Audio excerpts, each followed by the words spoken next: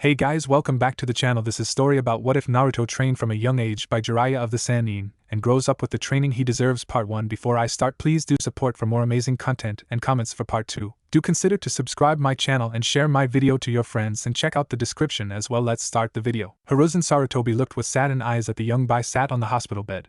The boy himself was young, barely 5 years old, yet he had cold and indifferent eyes that did not belong to a child of his age. The boy had shaggy blonde hair, slightly tanned skin, shining cerulean blue eyes and 3 whisker marks on each cheek. His name, Naruto Uzumaki, son of Minato Namikaze and Kushina Uzumaki. Naruto was no normal child, not only because he is the last known Uzumaki and the son of the Yondaime Hokage, but because he is the Jinchuriki of Kyubi no Yoko, the strongest of Biju-tailed beasts. A creature of such great power that it could reduce mountains to rubble and cause tsunamis with a single flick of its tail. And yet, this boy was the single thing stopping this creature from laying waste to Konoha. One would expect the inhabitants of this village to praise the child for being a hero, for holding this creature at bay. They do not. Ever since the child was born on October 10th, he had foolishly told the civilian and shinobi council of what the boy held. Instead of seeing the child as a hero, they hated him. The shinobi clans ignored his existence, while the civilian council had sent in total 30 assassins after the boy, 10 of which had nearly succeeded had it not been the timely intervention of the ANBU and the medics. Then there was the fact that every October 10th, a group of drunken civilians and shinobi would hunt down and attack the boy. This night was no different. While a child would normally spend their birthday surrounded by family and enjoying the day to its fullest, Naruto had instead barricaded himself inside his apartment away from the mob of villagers outside. It had done nothing as they got inside and began to beat him. The ANBU team that had been placed to protect the boy from such attacks had not intervened. Thankfully, one ANBU operative intervened. Naruto's single most protective ANBU Inu. This ANBU operative was also known as Kakashi Hatake, the Yondaime Hokage's only living student. Kakashi had always looked up to Minato as a father after his real father's suicide, so it was only natural that he would look at Naruto as a little brother. Sensing someone appear behind him, he knew exactly who it was. "How is he, Hokage-sama?" Kakashi asked. Hiruzen spared the ANBU a look and saw that he had foregone his mask. "We can thank the boy's tenant for his current survival." Kakashi winced and Hiruzen knew that the young man must have felt guilty for his inability. "Do not blame yourself, Kakashi-kun. You did all you could." He placed a hand on the man's shoulder to calm his trembling body. "It's not fair," Kakashi finally said after calming down. "It's not fair. Naruto never asked for the Kyuubi to be sealed inside of him, nor would Minato-sensei put the Kyuubi inside of his own son unless there was no other choice. And yet, the villagers praise Minato-sensei as a savior, but nearly kill his son. Life is not fair, Kakashi-kun. We must accept that," Hiruzen said. "Now, I believe it's time we say hello to young Naruto." Kakashi nodded his head and the two entered. As soon as the door opened, Naruto's head looked towards his 2 new visitors and smiled upon seeing them. It was heartwarming to see such an innocent and happy smile displayed on the face of a boy who suffered so much. "Hello, Naruto-kun," the Sandaime greeted. "Hello, Gigi," Naruto replied before he looked towards Kakashi. "Hello, Kakashi and I." Despite his earlier anger, Kakashi smiled at the greeting he received. It released him from some of the guilt he felt at not being able to save Naruto in time. "Hello, Ototo." If anything, the boy's smile grew wider at what Kakashi called him. "How are you feeling?" Hiruzen asked. Naruto's smile dimmed and became slightly strained. "I'm fine, Gigi," Naruto said boisterously. To any other person, it might have seemed convincing. However, Kakashi and Hiruzen were the 2 top shinobis that Konoha had to offer, so they easily picked on the sadness been hidden away. "It's okay, Ototo. You can tell us how you really feel."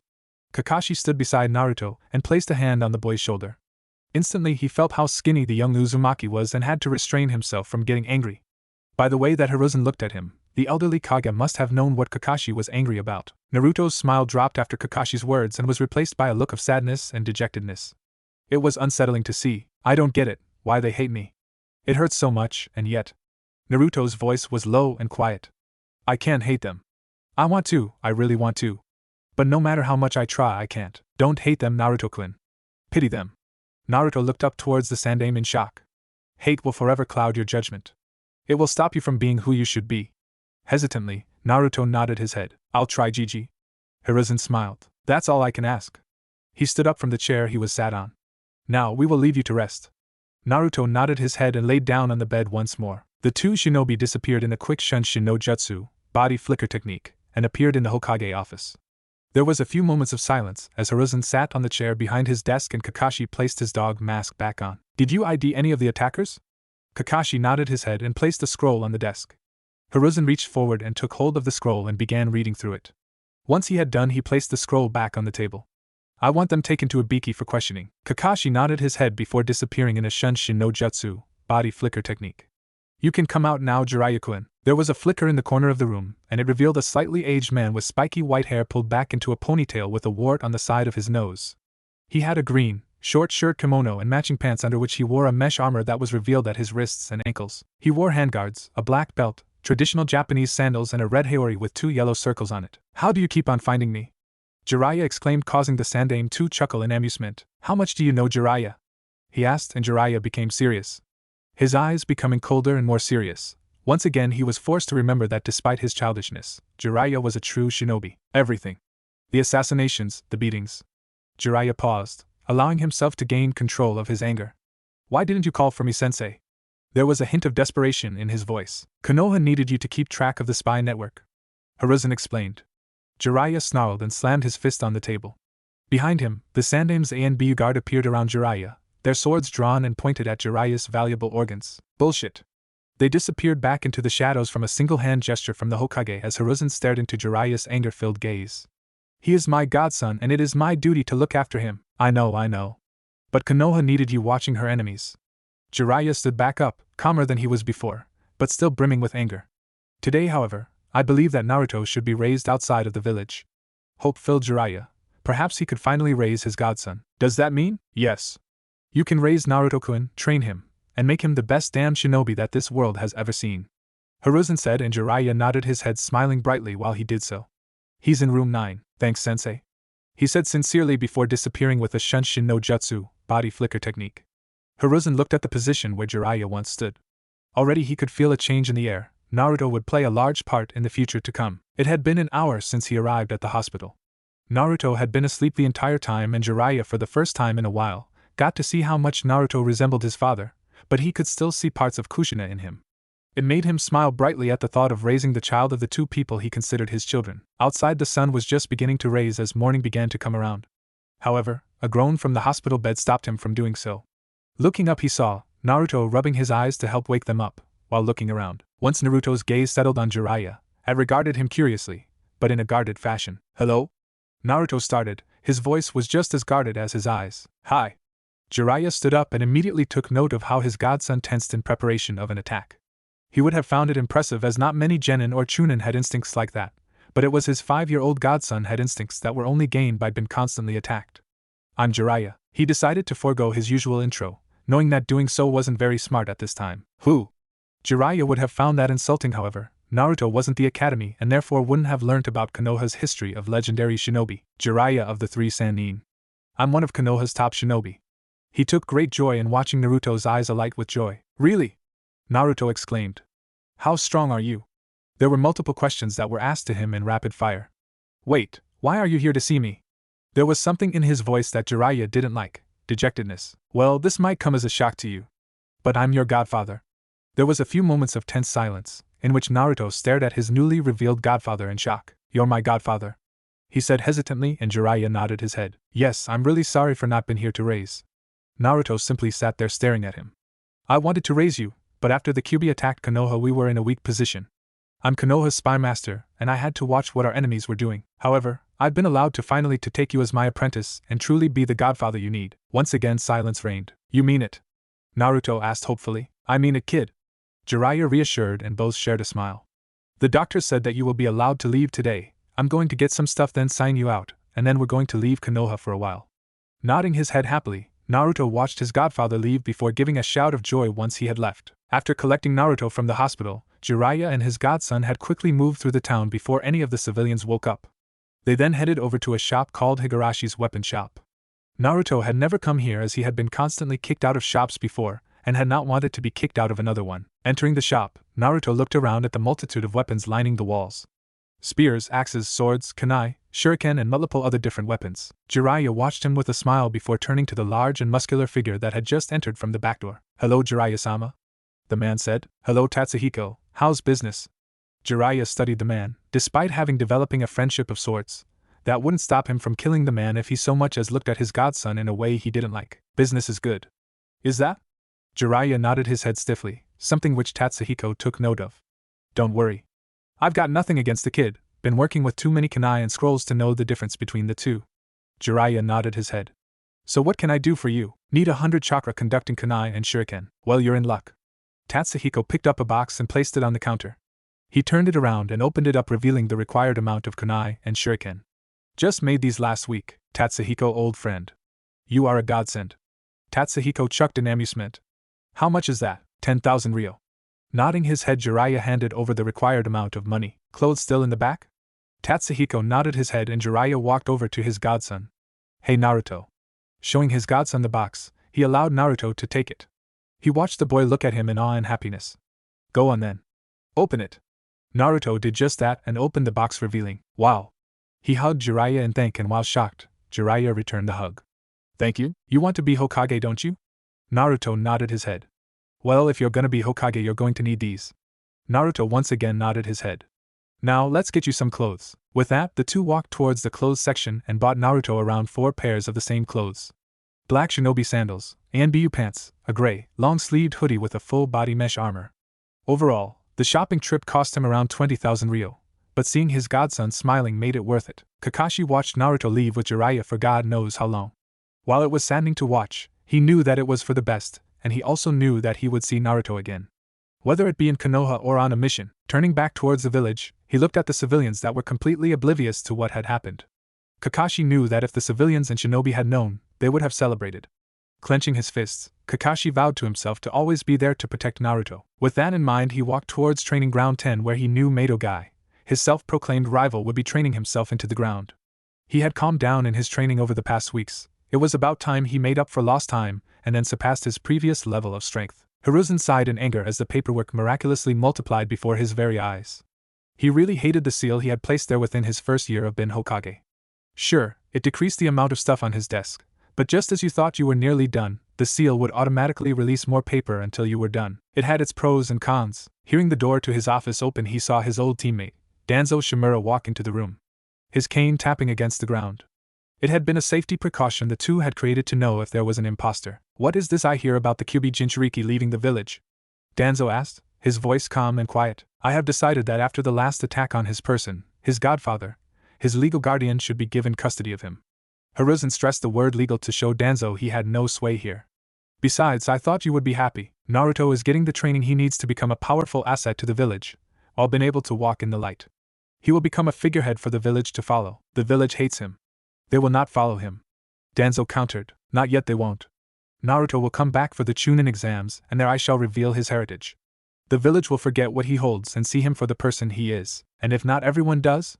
Hiruzen's eyes became cold and indifferent. A small amount of his killing intent was released. Then I trust you to persuade, and silence those that do not if need be. Danzo nodded his head, happy to see that the shinobi no kami, the god of shinobi, had replaced his grandfatherly teammate once more. It shall be done, Hiruzen. Bowing as much as his damaged body would allow him, Danzo left the room. It seems you leaving, Naruto-kun, may be what Konoha needs to become a symbol of power once more. Hiruzen thought. A week went by rather quickly in Naruto's opinion.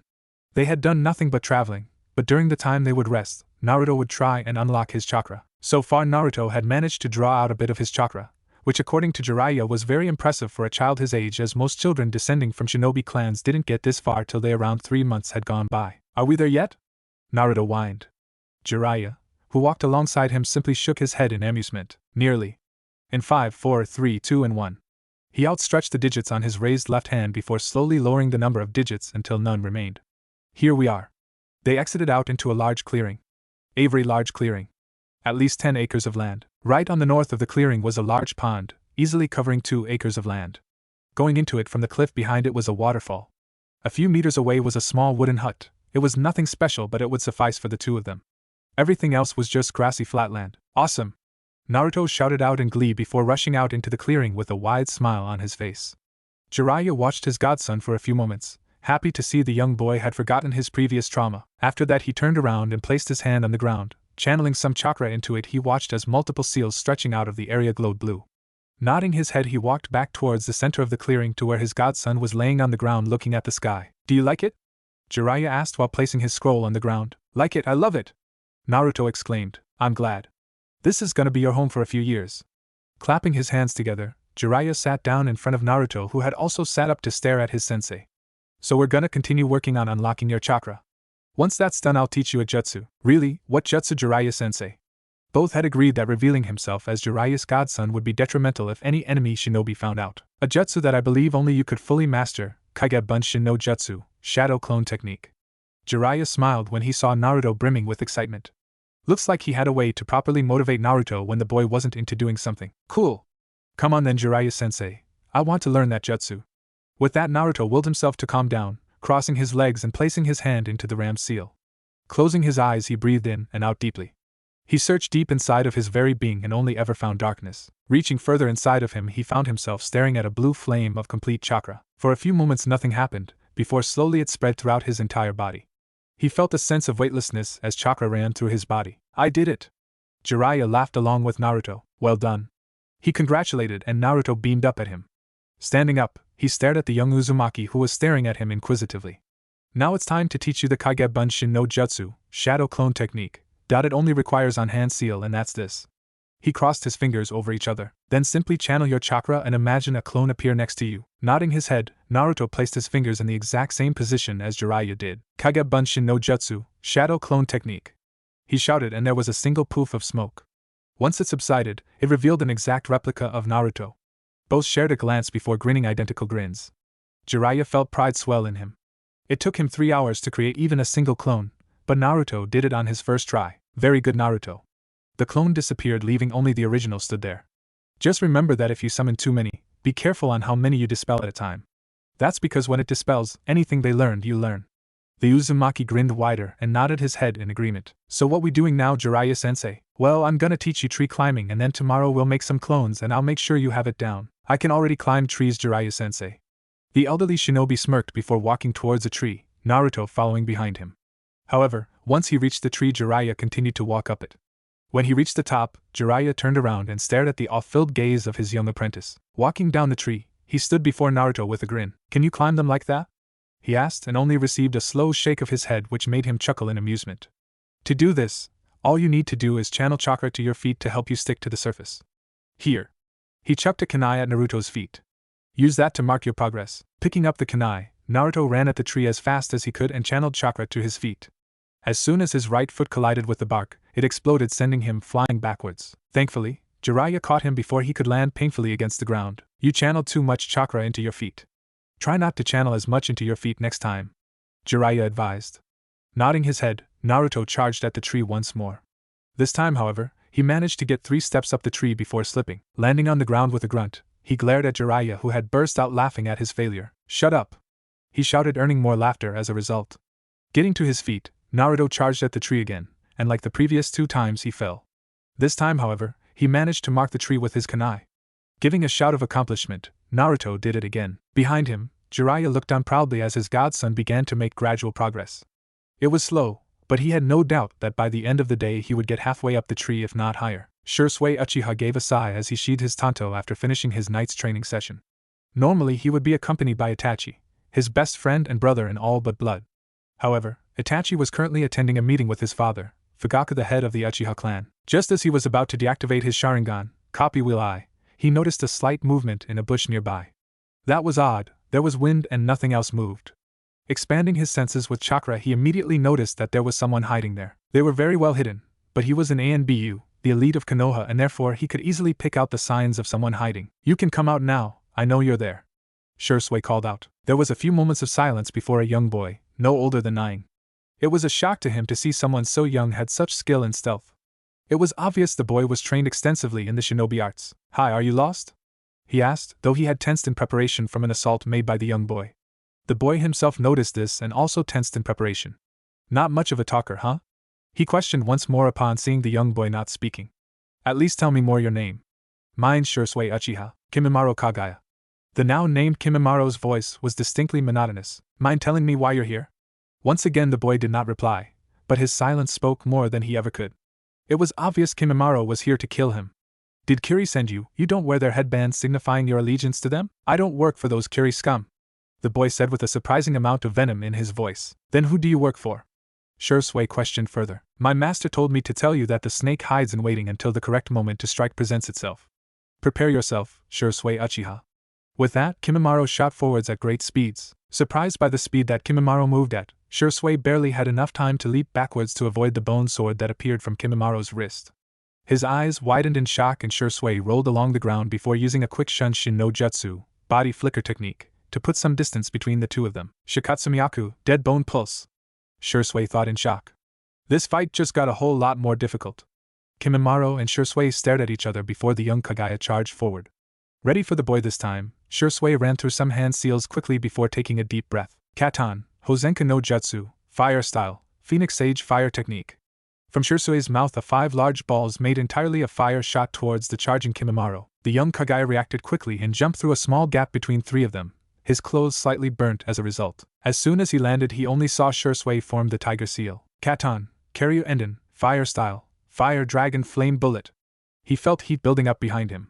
Just as he looked behind him, he saw a large flaming dragon rise up and charge towards him. Jumping to the side, Kimimaro dodged the attack, and it caused the ground beneath his feet to become alight with flames. Shuriken Kage Bunshin no Jutsu, ninja art, Shuriken shadow clone technique. Looking towards his target, he saw 3 shuriken multiply into 300. Yanagi no Mai, dance of the willow. Bones sprouted from his palms, elbows, knees and shoulders, then he spun around madly. Each of the shuriken that came at him were parried and knocked into other shuriken. For a second, the only sound that reverberated through the training ground was the sound of bone and metal colliding with each other. Through it all, Shisui thought of a plan to help him defeat the Kagaya. This is not looking good. He's fast, durable, agile, and there seems to be no limit to the areas in which he can create those bone weapons of his. Seething at the way this was beginning to turn out. That and the fact I have barely a fifth of my chakra left. Damn it, the one time I don't bring any solider pills and Itachi has a meeting is the one time I get attacked. Looks like I'll have to call Itachi and stall for time.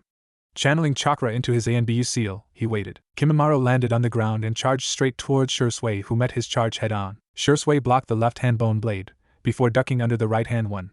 A quick Shunshin no Jutsu, body flicker technique. Later, and Shisui appeared behind Kimimaro. His blade cut through the air and then cut into Kimimaro's neck.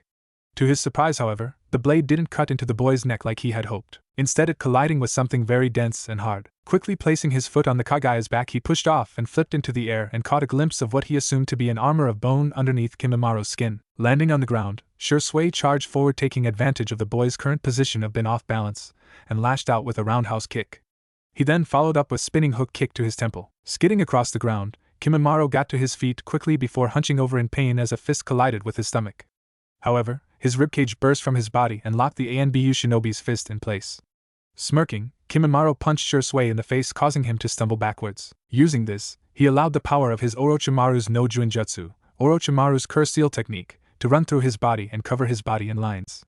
Raising up to his full height, he regarded Shisui with an indifferent but slightly confident gaze. What the hell is that? Shisui thought in shock.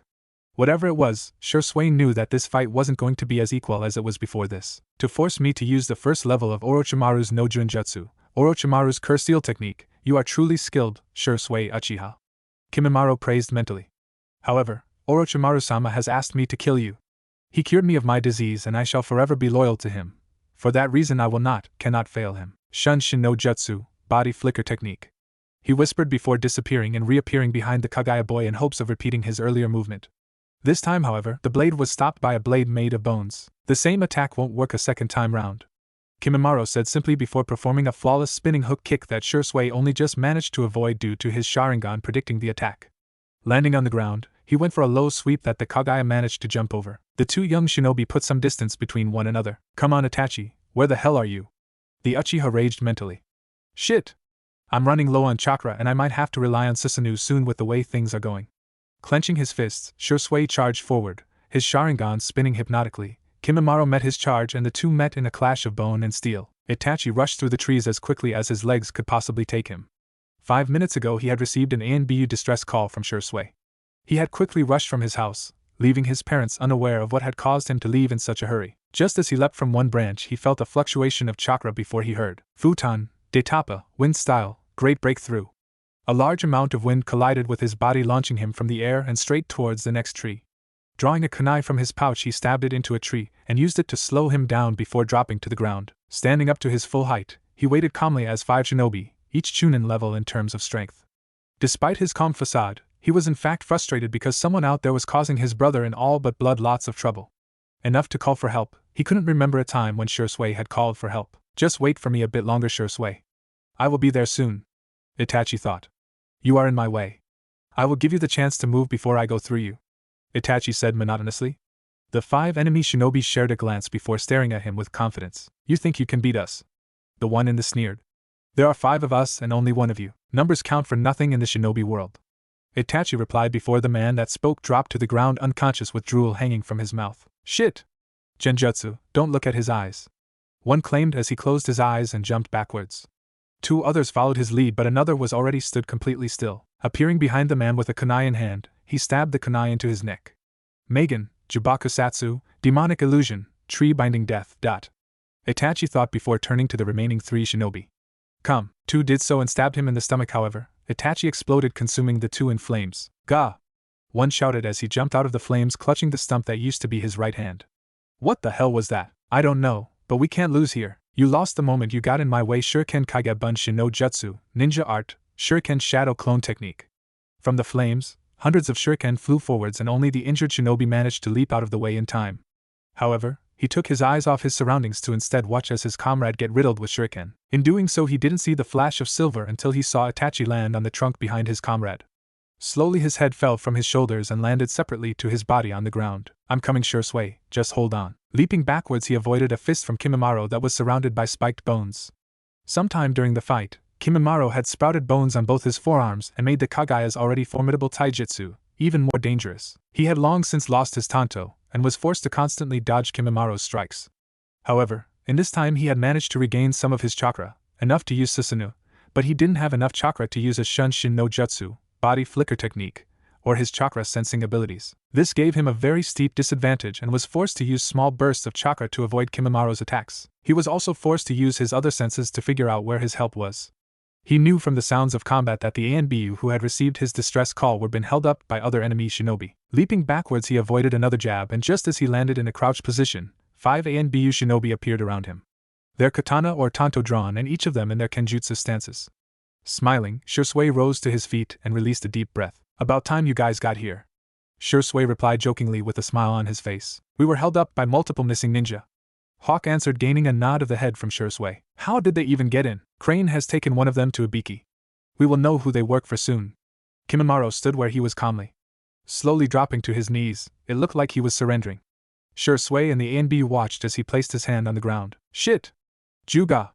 Hawk shouted as they felt a huge influx of chakra from Kimimaro. Shisui just barely managed to get out of the way as the entire training ground sprouted huge bones that pierced through the bodies of the ANBU shinobi. He watched Kimimaro slowly rise to his feet and say one thing, Sawarbi no Mai, dance of the seedling fern. Then Kimimaro began to change even further. He had a tail with 4 large bones sprouting from his back. His skin became dark in color. Under his eyes were 2 black curved-like markings, and the same where his eyebrows used to be. What the hell is that? Shisui thought in shock. Whatever it is, his chakra just became more vile and disgusting, but it also became much larger. Damn it, if I can only get hold of one of the soldier pills in Hawk's or the other's pouch. Tensing his muscles, he shot forward only for Kimimaro to appear in front of him, appearing from the bone directly in front of him. Tasenka no Mai, Hana, dance of the clematis, flower. His entire left hand was encased in a drill-like weapon made entirely of bone. It was raised and pointed straight at him, and due to his previous jump, he was unable to move out of the way and instead found himself impaled by the bone weapon. With a scream of pain, Shisui lashed out with a kick to Kimimaro's stomach, putting some distance between him and his opponent. Landing on his back, he clutched his stomach. Shakily, he raised his left hand and looked at the large hole in his stomach. It was bleeding heavily. He knew he wasn't going to last much longer unless he applied some medical chakra to the wound. Looking up, he saw Kimimaro jumping towards him, intent on finishing him off. Knowing that he didn't have the strength to move, he allowed his eyes to evolve even further, to the Mangekyo Sharingan, kaleidoscope copy wheel eye. Channeling all his chakra into his eyes, he shouted, Susanoo! From his body, a large green warrior figure formed around him protectively. In the center of his chest was a single glowing red tomo. Kimimaro slammed his drill weapon into the chest of the Susanoo. It forced the warrior-like figure to be pushed backwards.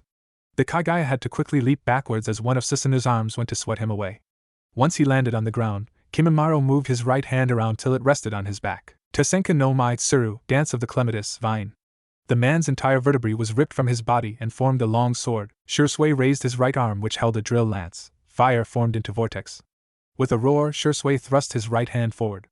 Kimimaro stood tensed and waiting as the drill came closer and closer. Itachi saw the top of Shisui's Susanu's, and he knew that whoever was fighting Shisui had made his friend desperate. There was a loud explosion followed by a large plume of smoke, and Itachi knew that he needed to get there quickly. Channeling chakra into his legs, he pushed his body to the limit. The sun was rising up into the air as morning was coming round. He needed to get there quickly. When Jiraiya woke up the next day, he found that Naruto was already practicing the tree climbing exercise. To his shock, he found that Naruto was running from the top to the bottom as fast as he could. Last night when they had finished, Naruto had only been able to run just over half of the tree. Now he could run the entire thing repeatedly. Naruto, come down here, Jiraiya shouted as he walked towards the tree. Naruto quickly ran towards him and stopped before him. He had a huge smile on his face and once again was filled with envy of Naruto's stamina. Truly, the boy's limitless stamina would be one thing that made Naruto a dangerous shinobi to face. If he couldn't defeat you in pure skill, but he could defeat them in a battle of attrition. Did you see that? I managed to do it, Jiraiya-sensei, he said excitedly. I did, Naruto, I'm proud of you. If anything, the Uzumaki's smile grew wider. How long have you been out here? Naruto adopted confused look. It was only just getting light, Naruto said, much to his shock. Judging by the position of the sun, he would say it's around 9 in the morning. That meant he had been out here for around 3 hours. That's impressive, Naruto. Now, before we begin working again, let's get something to eat. Nodding his head, Naruto and Jiraiya had a quick but healthy and nutritional breakfast before walking out into the center of the flatland. So what we gonna do today, sensei? Naruto asked excitedly. Well, I want you to make as many clones as you can. Nodding his head, Naruto crossed his fingers together and channeled as much chakra as he could. Kage Bunshin no Jutsu, Shadow Clone Technique. He shouted, and there were multiple poofs of smoke, and when it subsided there were at least 100 copies of Naruto. Shaking his head in amazement, Jiraiya gave a proud smile. Amazing. Makes me wonder how much chakra he really has, Jiraiya thought. 4 copies himself appeared in a cloud of smoke. Each of the clones took a group of 25 of Naruto's clones and took them to different areas in the clearing. So what we're going to do is start with a few exercises. So, you better get running around the clearing. Naruto quickly did so and began running around the clearing. Jiraiya was following behind him. Around 3/4 of the way round the clearing, Naruto began to slow down, but Jiraiya would throw a kunai at his feet, forcing him to increase his speed once more. Coming to a stop, Naruto collapsed to his knees, breathing heavily. Despite his large amount of stamina, he was only 5 years old. We're not done yet, Naruto. Now give me 50 push-ups, 50 sit-ups and 50 squats. Naruto panted and glared at Jiraiya before pushing himself into a kneeling position. Can I rest for a minute? Jiraiya shook his head. You want to be the best shinobi in the elemental nations? You want to be Hokage? Jiraiya questioned, giving a nod of his head. Then get to it. Groaning, he began to do the exercises. Over with the first Jiraiya clone, he was having them continue the tree climbing exercises until they could do it without conscious thought or much effort. With the second clone, he was beginning to teach the water walking exercise to Naruto's clones. With the third, he was teaching leaf balancing exercise, and with the fourth, he was making sure that Naruto's clones could use the Kage Bunshin no Jutsu, Shadow Clone Technique, without hand seals or speaking. All the while, Jiraiya watched his new apprentice/godson train with a proud smile on his face. Breathing deeply, Shisui stood inside the safety of his Susanoo as he waited for the smoke to clear. Once it did, he found his body freeze in shock. That was because Kimimaro was completely unharmed. His Susanoo drill weapon had been knocked to the side. The Kage's spine weapon was wrapped around it like a whip. How? I put 3/4 of my remaining chakra into that strike. Even though I hardly have any, no one should be able to stop that. Growling angrily, Shisui channeled his remaining chakra into one final attack. If this didn't work, he would be without Susanoo and completely open to an attack. Susanoo, Tsukumo, he with the ability to help by all means. 99. The ribcage opened, revealing his Susanoo's chest. From it, a barrage of light, green-colored chakra needles were launched at great speeds towards Kimimaro. Once again, smoke rose up into that air as a result was launched into the air. Dropping to his knees as his Susanoo receded into nothing, Shisui waited for the smoke to clear again. Teshi Sanan, 10-finger drilling bullets. Gasping in shock as multiple tiny projectiles were flying towards him. Unable to move, he took each of the bullets, and he felt one pierce his lungs. Kimimaro moved forward calmly and self-assured in his victory. However, before he could reach the down form of Shisui, Itachi appeared in front of him. His eyes were indifferent, giving away nothing about his thoughts and feelings. The tomos of his Sharingan swirled around his pupil hypnotically. Kimimaro looked down at the floor, avoiding eye contact with the Uchiha. I had not expected Itachi Uchiha to deal with the missing ninja that Orochimaru-sama had hired so quickly. It seems our intel on his abilities is lacking. Raising his eyes slightly, he looked at the bleeding form of Shisui. Nonetheless, it seems my mission was a success. Shisui will die long before he gets to the hospital, and he has lost far too much blood. Even if he does survive, he will be handicapped severely. However, I could probably match Itachi if I had not wasted half of my chakra fighting Shisui. Not only that, but I can sense multiple Jonin-level shinobi moving towards our position. A tactical retreat is in order. Itachi watched with narrowed eyes as Kimimaro disappeared with a quick Shunshin no Jutsu, body flicker technique. Once he was sure that the Kaguya had disappeared from his senses, he turned to face his dying friend. Hey Itachi. Shisui smiled, but it was an ugly sight as his teeth were stained red with blood. Took you long enough. Itachi allowed a rare smile. Shisui was the only person who could ever make him smile. Save your breath. I'm going to get you some help. Shisui simply shook his head in disagreement. No, I won't make it in time. I need you to do something for me. Itachi nodded his head, his eyes slightly glistening at seeing his best and only friend dying before him. Take my eyes, give them to Naruto-kun. Telling him I'm sorry for breaking my promise. Flashback. Hey, Itachi and I, Shisui and I. The two ANBU shinobi in question stopped their training to see Naruto running towards them. Shisui smiled brightly. Hello, there little man. Shisui bent down and high-fived Naruto. What brings you here? He's come to say goodbye to those close to him before we go. A voice said from behind them all. Shisui and Itachi turned around to see Jiraiya stood there. Jiraiya-sama. The two shinobi bowed to him as a sign of respect to the legendary shinobi. Meh, no need for honorifics. You two have looked after Naruto when I couldn't, you've more than earned the right to call me just Jiraiya. The two shinobi nodded their head as thanks. Hey, I'm still here, remember? Naruto shouted indignantly, causing the three older men to chuckle in amusement, which in turn caused him to pout. Sorry. Shisui said. So how come you're going with Jiraiya? He's gonna teach me. I'm gonna become so strong that I'll be able to beat you both. Itachi smiled, while Shisui laughed boisterously. I'll hold you to that, Naruto-kun. Itachi replied to Naruto's boasting. I'll tell you what, little man. When you get back I will be the first to meet you and then we'll go and have that spar. If you impress me I'll teach you every jutsu I know. Shisui said. You promise? Naruto asked. It's a promise of a lifetime. Shisui confirmed and then Naruto hugged him tightly. Chuckling, Shisui returned the hug. I'll miss you, Shisui and I, Itachi and I. Naruto whispered. Naruto pulled away, revealing a few tears streaming down his face. God, little man, you're making me cry. Shisui said, and his eyes were slightly watery. Don't mind this miserable git, he will miss you despite what he might say or look like. Naruto nodded his head. Come on Naruto, we gotta go. Nodding his head rapidly, Naruto left with Jiraiya. Flashback end. Itachi nodded his head and shakily reached forward and plucked out his friend's eyes. It tore at his heart when he heard Shisui scream in pain, but he continued to do so. Once it was done, Itachi sealed the eyes away, while Shisui moved himself into a seated position. Itachi went forward to push him back down, but Shisui stopped him. No, help me stand up. Hesitantly, Itachi nodded his head and helped stand Shisui up. The older Uchiha had to lean dependently on the younger Uchiha. I need you to kill me, I want it to be by your hand. It'll help you unlock the next stage of the Sharingan. Please, I will do. Pulling a kunai from his pouch, Itachi thrust it through Shisui's ribcage and pierced his heart. The dying Uchiha gasped in pain as blood spilled out from his mouth. Not once did his smile disappear. Gently, Itachi placed him on the ground and watched his friend's breathing slow down. His Sharingan slowly changed into 3 spiraling curves around the purple. Looks like I'm going to see you sooner than I expected, Tusan, Ka-chan, Obito and I. Smiling as the faces of his deceased family passed through his mind, he released his last breath. Clenching his fist, Itachi raced back to Konoha with Shisui on his back. Intent on finding out who sent the child that killed his best friend, Hiruzen looked at the missing ninja currently sat in one of the interrogation rooms. The man was bloodied and beaten after the interrogation he had suffered at the hands of Konoha's greatest interrogation specialist, Ibiki Marino. Itachi appeared beside the aged Hokage without any sound. What did you find out, Hokage-sama? Itachi asked. Sparing the young Anbu a glance, he could see the desire for revenge.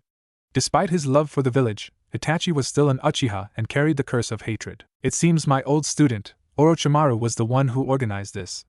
Nodding his head stiffly, Itachi looked at the man with his Sharingan glowing ominously. Hokage-sama. The Sandaime looked towards Itachi to see him on his knees before him. Before Shisui died, he told me to take his eyes and give them to Naruto-kun as a gift. I would like permission to give them to Naruto-kun like Shisui asked. Hiruzen hummed and thought before nodding his head. Go. Their location is, he whispered the remaining parts so that no one would know where Jiraiya and Naruto were currently located. Thank you, Hokage-sama. Itachi used a quick Shunshin no Jutsu, body flicker technique, and disappeared. Turning to Ibiki, he gave him the signal to kill the missing ninja. Ibiki nodded his head and entered the room quickly. He didn't need to hear the ninja speak to know he was begging for his life. Ibiki paid the man no heed and slit his throat before leaving. A week had gone by since Naruto and Jiraiya had begun training, and in that time progression had been quite quick, having also built up a routine. Every morning they would wake up and review what they had learned the previous day to see how far he could get. After that they would have breakfast and Jiraiya would think on what Naruto's training would consist of for the day. So far Naruto had completed the tree climbing exercise and the leaf balancing exercise, the two easiest chakra control exercises. Not only that, but Naruto had managed to learn how to use the Kage Bunshin no Jutsu, shadow clone technique, without hand seals and had doubled the amount of clones he could create. Currently, Naruto had finished his daily run, which had increased 2-3 times round the training ground. Now, he was currently performing his exercises which were now 100 of each exercise. He had 50 clones perfecting water walking, while the 3 other groups were doing a different exercise. The group that had once been doing leaf balancing exercise were now doing kunai balancing. As for the group that had been doing tree walking, they were now learning and mastering the Bunshin Daibakuha, clone great explosion, while the final group were learning to use kunai and shuriken. So far he could hit 3 out of 10 for the shuriken and 4 out of 10 for the kunai. Done! Naruto exclaimed with a thin shine of sweat covering his body. Looks like we're going to have to up your exercises because you're not as tired as I'd hoped. Naruto simply grinned brightly. Kid's stamina and the Kyuubi healing him gives him a huge advantage. You really are gonna go far, he thought with pride. Show me your stance. Naruto sunk into simple fighting stance. Side on with his left leg at the front and his right foot at the back. His right hand was raised up to his chin with his left hand bent downwards so his hand was near his left hip. Moving forwards, Jiraiya pulled Naruto's left elbow out some more while also widening the gap between his legs. Looking towards the edge of the clearing, he formed a Kage Bunshin, shadow clone, that looked over Naruto's training in the Todoro Kiryu, Roaring Dragon, style, a style designed by the Uzumaki clan. It implemented both grappling, elbows, knees, defensive, offensive and counter-offensive techniques. It was one of the most dangerous fighting styles to ever exist in the elemental nations. As he walked towards the edge of the Fuinjutsu barrier he set up, he placed his hand on the ground and 2 seals glowed blue. Slowly the area in front of him shimmered, revealing Itachi Uchiha. Come on in. Itachi did so. So what brings you here, Itachi? A week ago, an unknown Kage clan member working for Orochimaru infiltrated Konoha and killed Shisui. Jiraiya looked towards the original Naruto to see him currently been corrected on his next move in the Todoro Kiryu, Roaring Dragon, fighting style. I see. Is that everything you need? Itachi shook his head and unsealed a small jar filled with water. Inside of them were 2 eyes, 2 Sharingan eyes. Are those? Yes, Shisui gave me his eyes before he died. His wish was for Naruto to have them. Jiraiya gave a strained smile. Thank you for giving me these. Itachi nodded his head before leaving. Looking down at the eyes, he then moved towards his apprentice. Releasing a deep sigh, Jiraiya walked towards Naruto and dispelled his clone. Who was that, Jiraiya-sensei? Naruto asked while repeating his kata. That was Itachi. Naruto stopped what he was doing and looked towards his sensei. Itachi and I? What did he want? He came to tell me that an enemy shinobi infiltrated Konoha and killed someone. Naruto looked a bit downtrodden, but not entirely heartbroken. Naruto, this is going to be hard for you, but the shinobi that died was Shisui. There was a few moments of silence where the young Uzumaki said nothing before he bowed his head. His hands clenched into fists tightly. Itachi also gave me these. He held out the jar with Shisui's Sharingan eyes inside of them and Naruto took hold of them. They're Shisui's, aren't they? Jiraiya nodded his head. Yeah, he wanted you to have them. Naruto looked up at Jiraiya with tears in his eyes. Who killed him? Naruto whispered once more. If I tell you, promise me that you won't get revenge. Naruto glared at him and Jiraiya knew exactly what he was thinking. I know the feeling, Naruto, the desire to kill the person that killed someone close to you. But that's what shinobi have been doing to each other for years. I don't care. Naruto said quietly. You should. Jiraiya nearly shouted. Me, the Hokage, your father, we all wanted to bring peace to the shinobi world. If you only trained for the sole purpose of revenge, you would be turning your back on everything we worked for, everything your father worked for. Naruto bowed his head and Jiraiya mentally baited himself for forgetting that Naruto didn't know of his heritage. However, it seemed to have worked as Naruto didn't seem as dead set on revenge as he was before. Shisui wouldn't want you to do so either. Naruto didn't say anything, just turned and disappeared inside the house. God damn it, Orochimaru, you just had to do this. Hopefully Naruto would make the right decision. Naruto hugged the jar that had Shisui's eyes inside close to his chest. They were the only thing that remained of one of his older brother figures.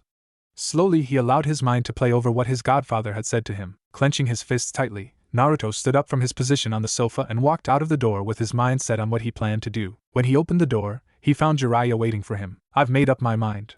Jiraiya studied him for a few moments. I want you to train me harder than you did before. Jiraiya crossed his arms over his chest and stared straight at him. And what do you plan to do with the power you gain? I want to become so strong that no one will dare hurt those I care about. And if someone did, I want to be strong enough that I can protect them. Jiraiya nodded his head. Then you better get ready, Naruto. You thought it was difficult before, it's about to get much harder. Naruto nodded his head. He didn't know where he was. The last thing he remembered was placing Shisui's eyes on his bedside table before crying himself to sleep. Now here he was, in a sewer.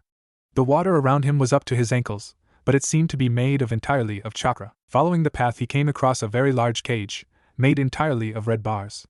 Moving forwards he looked closer into the dark abyss that was the cage. Come closer, Nigen. A demonic voice sounded from behind the cage. With it, Naruto watched two eyes appear. Each were blood red with a black reptilian pupil. More of the mysterious revealed itself until Naruto found himself staring at a large orange fox with rabbit ears and 9 swishing tails. Naruto slowly stepped forward, but he quickly stopped just as a claw stopped a mere hair's width away from his face. Next time you won't be so lucky. The beast taunted. Why, you're the Kyubi. Naruto stuttered. The Kyubi grinned savagely. I am Nigen. The Kyubi confirmed. Why are you here? The Yondaime killed you. The Kyubi snorted and laid his head down on his front paws. I wasn't killed. No human could kill me, so he sealed me away inside of you by your Yondaime Hokage. It informed him. You're what you call a Jinchuriki, a human sacrifice? Naruto repeated in questioning. That's what it means, yes. Leave Nigen, I have no care for your presence. Naruto stared at the Kyubi with curiosity. I said leave, Nigen. The Kyubi roared, but Naruto continued to stare at him. What are you staring at? What would happen to you if I died? If you died, I would die. Despite him being only human, the Yondaime was skilled in Fuinjutsu. The Kyubi looked especially disgruntled by this fact. You better not die, Nigen. I refuse to die. Then help me. Naruto spoke up, gaining a puzzled look from the Kyubi. Help you? The Kyubi repeated. Yeah. I don't want to die, you don't want to die. So we help each other. The Kyubi sneered. I refuse to work with someone as weak as you. Naruto clenched his fists. But you make a good point. Get stronger, Nigen. Then I'll consider working with you. Naruto unclenched his fist, and then smiled brightly. Happy that his suggestion hadn't been shot down. With that, Naruto left his mind, intent on becoming strong enough to work alongside with the Kyubi. With its power, he could do anything. 3 months passed quickly for both master and apprentice. In that time a lot of things had changed. Naruto had managed to increase his total amount of clones from 200 to 600. Now he had 5 groups training, instead of 3, all of them made of 120 clones each. One group would continue to work on his chakra control exercises, incorporating both kunai balancing with tree walking and water walking for extra difficulty. He had another group going through the katas of his Todoro Kiryu, roaring dragon, fighting style, making sure to commit them all to muscle memory. The next group would train and master one of Jiraiya's original jutsus, Hari Jizo, Needle Jizo, and the jutsu that deprived from it, Hari Jigaku, Needle Hell. He had also taught him the Kawarimi no Jutsu, body replacement technique, and the Henji no Jutsu, transformation technique. Then he had a group working Fuinjutsu. 50 would be working on calligraphy, while the remaining 50 would read through the books on Fuinjutsu. The next group would work on his elemental affinities. Jiraiya hadn't taught Naruto any jutsus, but he had been teaching Naruto the chakra control techniques. Surprisingly, when he had tested Naruto's elemental affinities with chakra paper, it had revealed 3 elements: wind, fire, and earth. Naruto, however, was dead set on learning to use all 5 elements. While he barely made any progress with water and lightning, his natural affinities had progressed nicely. Jiraiya hypothesized that in another few months, he could begin teaching Naruto a jutsu for each of his natural affinities. Jiraiya estimated that Naruto was about low genin level in terms of strength, and didn't show any signs of slowing down. Currently they were traveling towards a small nearby village for some supplies. The village itself was quiet, only a few stalls and homes. The population was also quite small, and so, their whereabouts would be kept quiet for a while. As a shinobi you could never frequent an area more than a few times before an enemy would find your location. Entering, Jiraiya and Naruto found that the village became tense as soon as they arrived. As a result, Naruto noticed that Jiraiya had also tensed in preparation. While not understanding why his godfather had become so tensed, Naruto prepared himself anyway. After all, if his godfather had told him to follow his lead, stay close, Naruto. Nodding his head, Naruto did as his master had told him. The two walked towards a small stand and bought a few months' worth of supplies and vegetables before moving towards a few other stands. Each time buying a certain type of food ranging from meat, fruit, etc. That will be 100 ryo. The shopkeeper said while handing over a bag filled with potatoes. Here. Handing over the required amount of money, he took the bag and gave it to Naruto. Taking the bag, Naruto sealed it away inside a scroll. What's going on here? He asked. The shopkeeper looked around before shaking his head as a sign of him refusing to speak. Looking around, Jiraiya slipped a small amount of money into the man's hands. The shopkeeper looked down at it before slipping it into his pocket while looking around to see if anyone was watching. They came about a year ago. Took 10 of our children and disappeared. Every month they've been coming round and taking our children. I can't say anymore, they kill anyone who speaks. Jiraiya nodded his head. Here. Jiraiya slipped him a small piece of paper. On the day that they are to arrive, just burn this and I'll come and help you out. The shopkeeper looked shocked, but grateful at the same time. Thank you, Jiraiya. And you are? Toshiro. Thank you again for this, Jiraiya-san. Chuckling, Jiraiya scratched the back of his head in embarrassment. Don't mention. Just doing what I can. The shopkeeper smiled and nodded his head. Come on, Naruto. We gotta get back before it gets dark. Naruto nodded his head and the two made their way back towards the cabin. Both of them unaware of the figure watching them from the distance. How interesting. A man with ash-gray hair pulled back into a ponytail and black-rimmed circular glasses as he stared down at the retreating figures of Naruto and Jiraiya. Orochimaru-sama will want to know of this.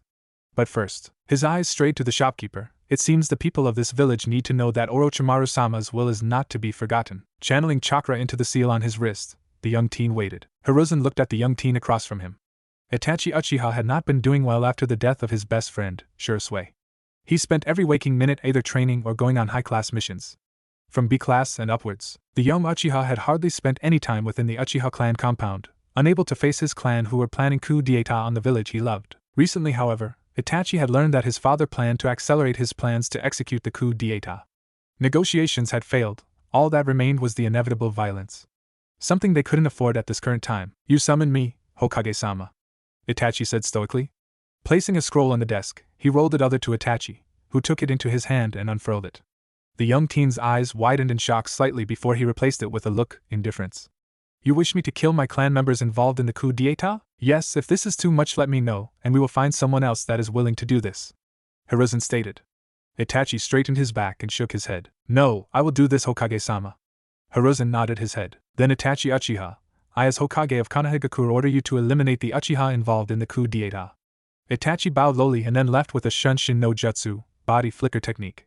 Sighing, Hiruzen knew that whatever happened, Itachi would forever be scarred by what happened. Toshiro woke up with a start as he heard a few people scream in shock and terror. Looking at his waking wife, he stood up and moved towards the window. Terrified of what he might see, he slightly parted the curtains and looked outside. People were being funneled out into the streets. 5 children were held in a cage with multiple men and women each stood around searching everywhere. Some were on roofs, others acting as enforcers on the ground. All had one thing in common, the headband with the musical note engraved upon it. Moving back to his wife, he shook her completely awake. Get the kids, hide them in the cellar, and go with them. Neither said anything more, both knowing that if at least one of them present, then the shinobi outside would know someone else was hiding inside. Getting the piece of paper given to him by Jiraiya, he moved towards the fireplace and went to place it in the fire before his wrist was gripped tightly. Looking to his left, he saw a young teen with ash-gray hair pulled back into a ponytail and black-rimmed circular glasses. The teen looked at him in a condescending fashion. I wouldn't do that if I were you, the teen suggested while wagging his finger from side to side. It was then Toshiro found that there were 4 other figures beside the teen.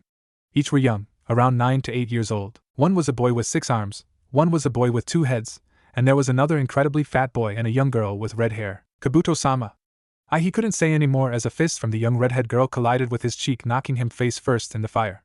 Toshiro screamed out in pain as he shot out, straight into the arms of the fat boy. Now tell me, what did you tell Jiraiya of the Sannin? He left multiple gaps to stress the seriousness of the situation. I didn't tell him anything important. Kabuto sighed and crouched down low. Now you see, that's a problem. Because I don't believe you. He turned to the fat boy and indicated to the fire. Instantly Toshiro was thrust face first into the fire, and screamed out in pain. Let him out. Pulling the civilian out of the fire, the fat boy threw him onto the floor unceremoniously. Kabuto went to say something else when they heard a faint crash and a muffled gasp. Kidamaru, Taiyuya, Sakan, Yukan, find where that noise came from. The 3 shinobi in question did just that. Toshiro tried to open his mouth to say something, but the pain from his burn stopped him. Seeing this, Kabuto smirked evilly. There was a few moments of silence between the 3 of them as they heard the sounds of the house being torn apart. However, that soon turned to screams and shouts from a woman and children. Toshiro could barely open his eyes from the pain, but he did and saw his wife and 2 children being dragged into the room, each forced down to their knees with a kunai held at their neck. Kabuto made sure that Toshiro saw this before turning back to the injured shopkeeper. Now I'm going to ask you one more time. If you don't tell me the truth, I will take your children and I will make sure they suffer all mannerisms of experiments and torture. As for your wife, I will allow every man in Otogakure to have their way with her. Kabuto smirked upon seeing the horror in the man's eyes. So, what did you tell Jiraiya of the Sannin? Everything. I told him everything. He cried out in shock. Now that wasn't so hard, was it? Kabuto said with amusement lacing his voice. Standing up, he turned to the fat boy. Do it, Jirobo. The boy nodded his head and embedded a kunai into his head, killing him instantly. The woman and children screamed, even more so when they were dragged out of the house behind Toshiro's body. Walking out into the street, Kabuto clapped his hands together once to get the attention of the villagers. "Hello, everyone," Kabuto said boisterously. "For a year now we have worked together in harmony, but now we find out that you haven't been as happy with our agreement as we had hoped. So, we have to make an example."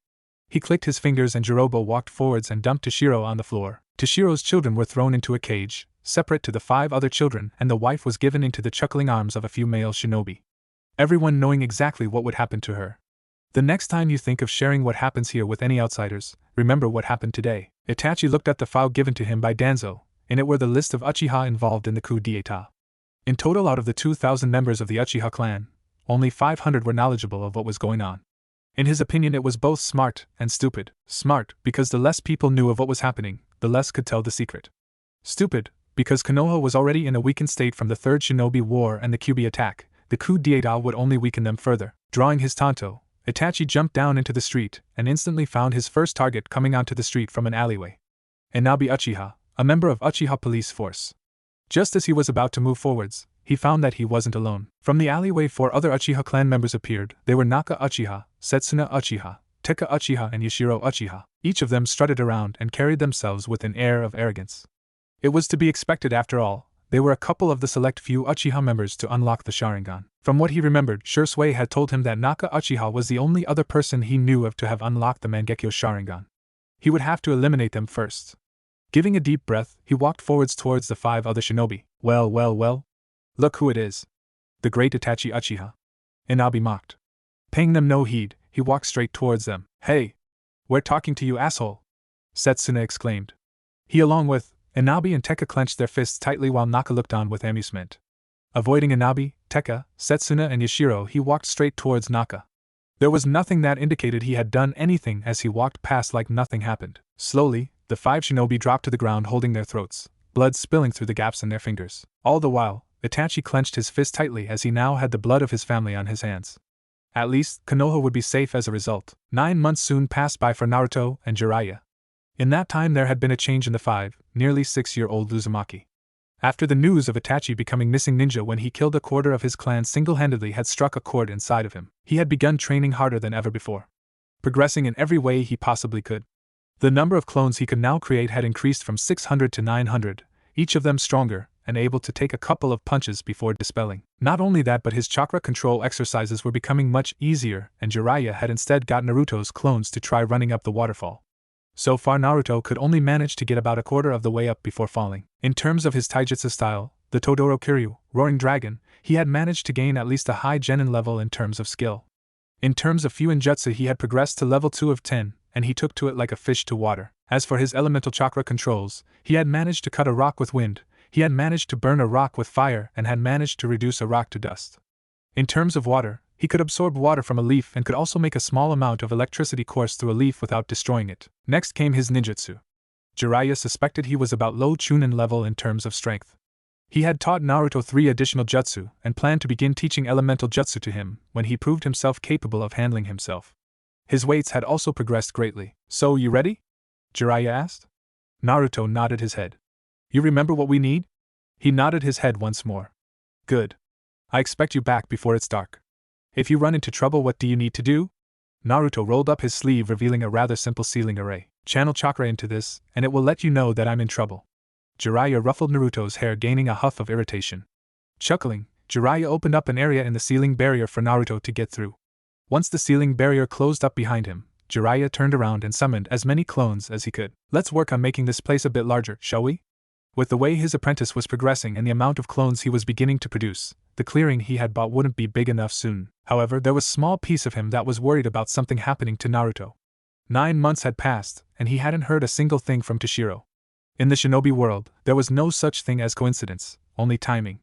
Toshiro disappearing after he had made his fear of retribution known was no coincidence. While he was afraid that Naruto might get hurt, he knew that his apprentice needed this.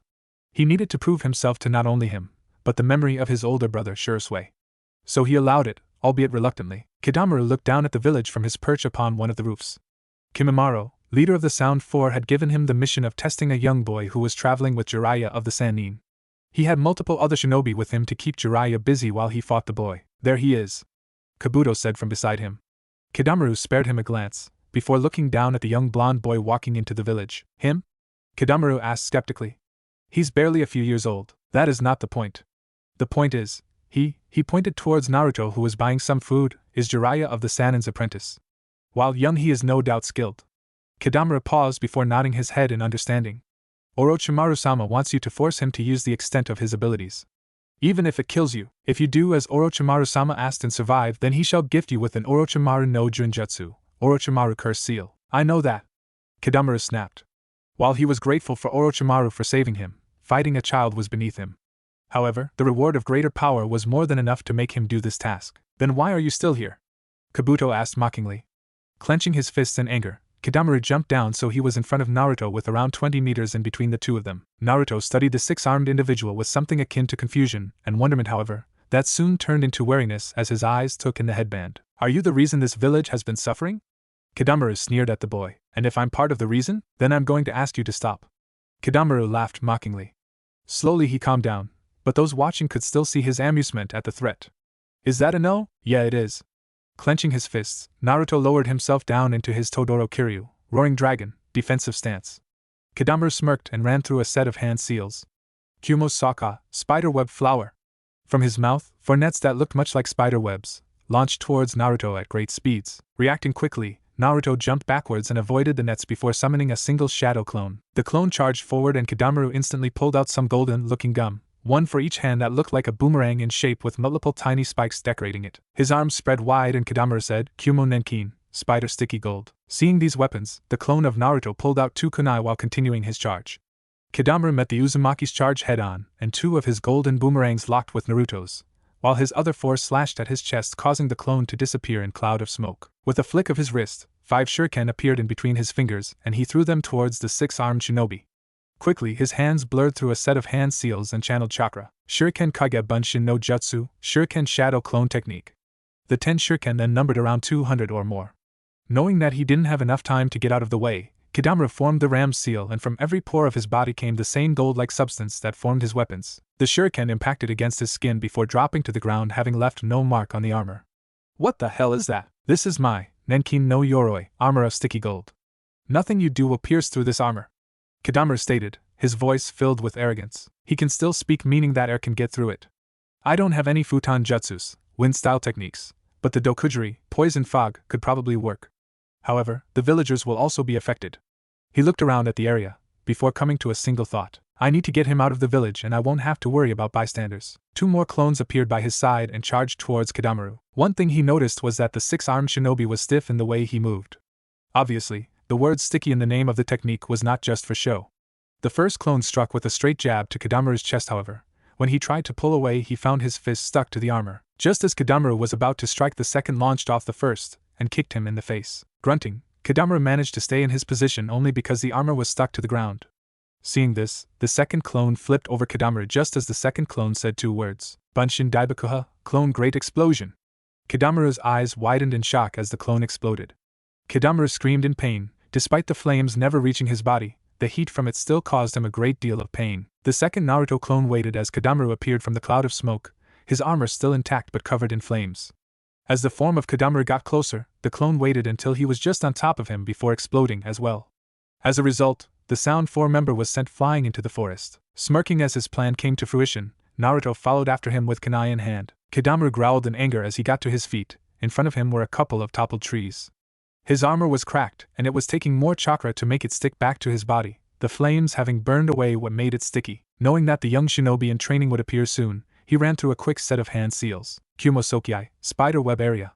Multiple strands of web shot out from his body and disappeared into the forest.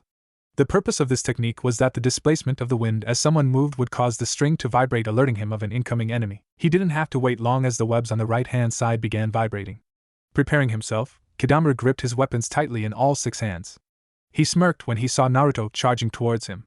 Drawing his arms back, he launched them towards the incoming figure. In return, Naruto went through 6 quick hand seals and called out, Hari Jizo, Needle Jizo.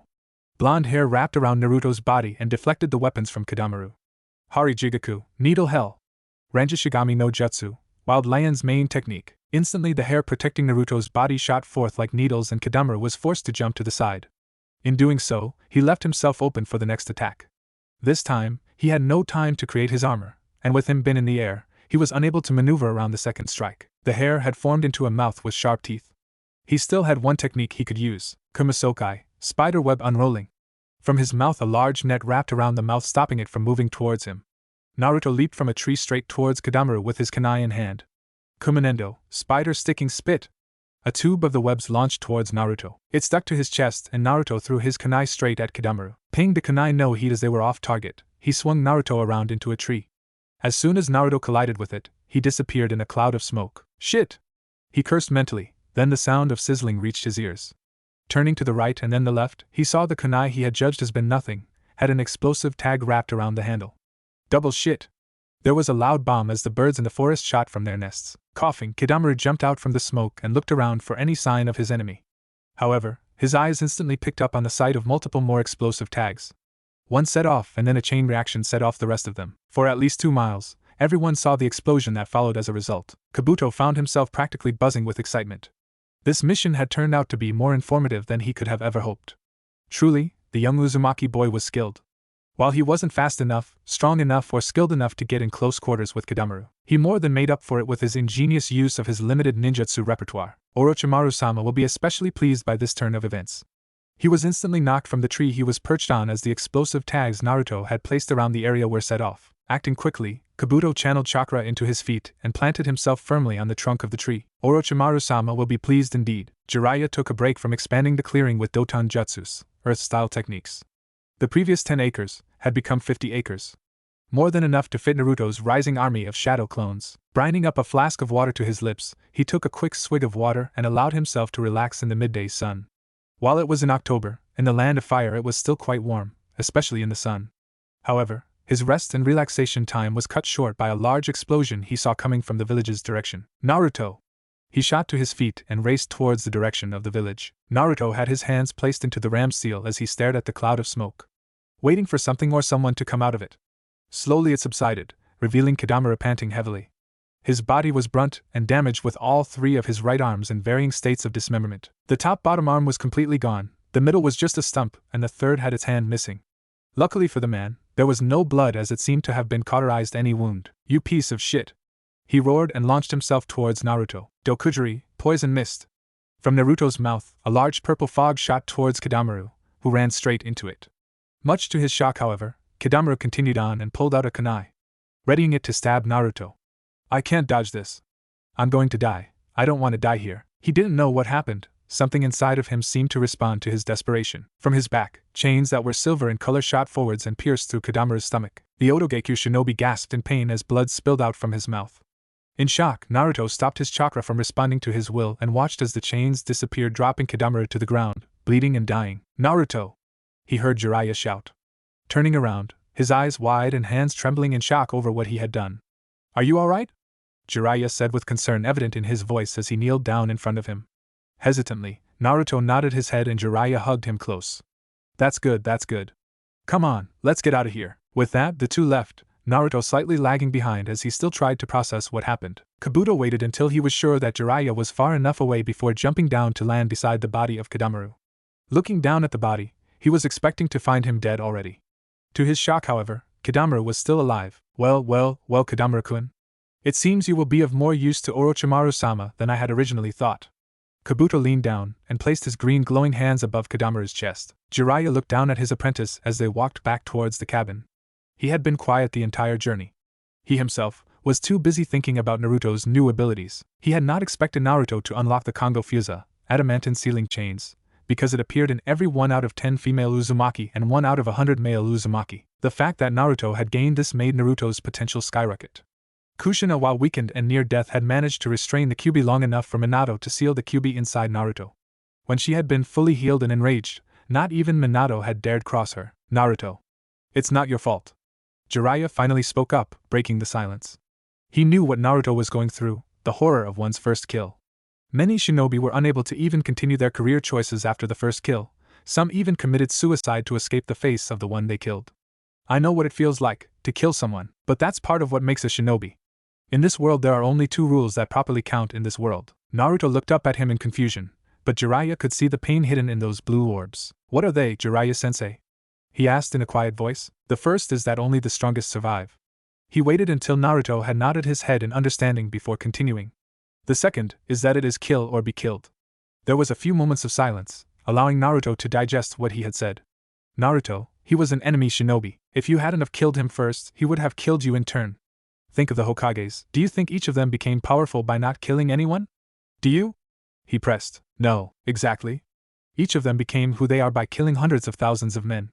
The Yondaime himself killed over 1,000 Iwagakure ninja in a matter of minutes. What about Kakashi? He gained his moniker as Sharingan no Kakashi, copy ninja Kakashi. By only having the Sharingan, he copied his enemy's jutsu and used the same techniques to kill them. Naruto just nodded his head, not knowing what to say. One day, you will have to kill your enemies, or they will kill you and everyone you care about. Jiraiya-sensei, why did the Yondaime seal the Kyuubi away inside of me? He finally asked. Jiraiya froze in shock and looked at his apprentice. It's just that, you mentioned the Yondaime, and I remembered the Kyuubi speaking of how he was sealed away inside of me by the Yondaime. I just wanted to know why he did it. That's alright, Naruto. I should have expected that you would eventually meet the Kyuubi. I just didn't think it would be so soon. Humming in thought as he tried to think of how to word what needed to be said. When a Biju is sealed, it has to be inside that of a human baby. That is because their chakra coils haven't fully developed. If it was sealed inside an adult, it would kill them. On that day, you were the only child born on that day, and so the Yondaime used you as the vessel. Don't hate him for his choice. All Hokages have to make difficult decisions for the good of the village. Something you will have to do when you become Hokage. Remember that. Naruto simply stood there, even as Jiraiya patted him on the shoulder and walked inside the cabin. For a few moments, he simply stood there before raising his left hand. Thinking back on the feeling he had when Kadamura was about to kill him, he imagined the chains once more. The feelings he had due to knowing why the Yondaime chose to make him a Jinchuriki. Slowly from the palm of his hand, something of similar appearance to a kunai blade appeared. More and more of the same metal revealed itself from his palm. Link after link of chain appeared until the tip touched the ground. He tried to force more chakra into the chains, but nothing happened. It seems this was his limit. If he planned to live a long life and protect those he cared about, he would have to get stronger. Kabuto watched his master slowly rise up from his seated position at his desk. Not much could force his master to break away from his notes when he was making a breakthrough, or what he believed to be a breakthrough. Tell me, Kabuto-kun, how did Kadamura-kun perform on his mission? Orochimaru asked. Excellently, Orochimaru-sama. This is a list of all Naruto Uzumaki's abilities. He handed over a file that Orochimaru quickly scanned over before placing it on the desk. And what of Kadamura-kun? Severely injured. His entire ribcage is broken, with one of his right arms missing completely, another is gone from the elbow onward, and the final one is missing its hand. He has third-degree burns covering 3/4 of his body, and his respiratory system is damaged greatly, to the point of being almost unsalvageable. Orochimaru nodded his head. Prep him. I shall properly reward him for a job well done. Kabuto bowed and left the room. Once the door was closed, Orochimaru chuckled. Kukukuku, Jiraiya, you sure do know how to find the diamond amongst the rough. The next day marked the start of October. 10 days until Naruto's birthday, including today. Both of them had already finished breakfast, and were now stood in the center of the ground. Right then, Naruto, you know the drill. Nodding his head, Naruto summoned the 900 shadow clones required, but this time he summoned 7 clones. We're gonna add an extra group to the training regime. I trust you know what they will be working on.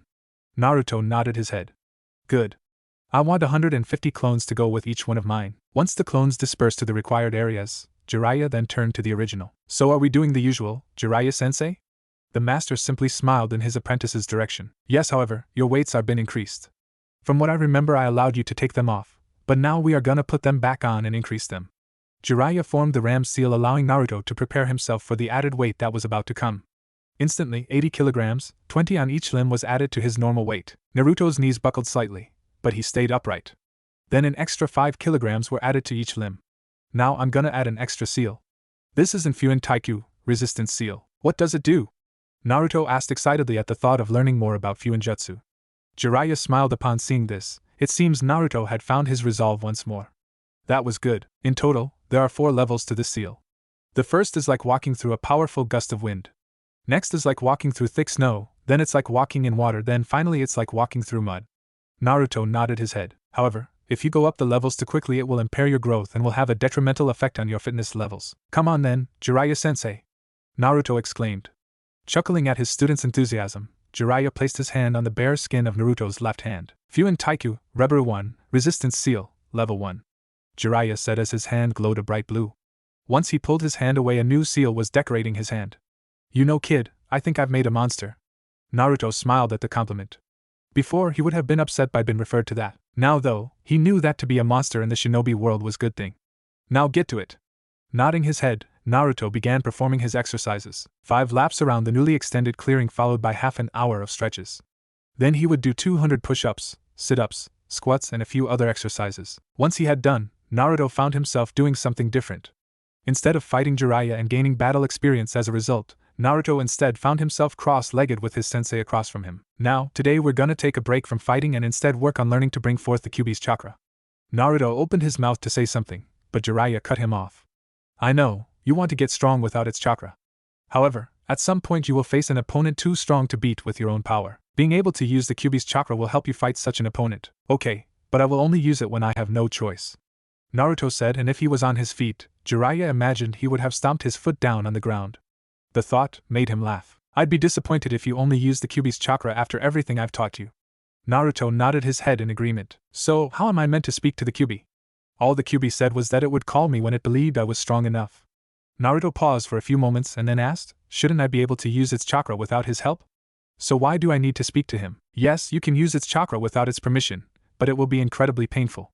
With the Kyuubi's help, however, you can use it without fear of it taking over and without the pain. Plus, kid, it's your mind. That was all Jiraiya said to get his point across. Naruto blushed and scratched the back of his head in embarrassment, and Jiraiya found himself remembering Minato been much the same.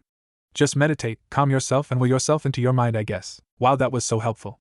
Naruto deadpanned only to receive a mock glare from Jiraiya in return. Shut up, you little brat. Get on with it.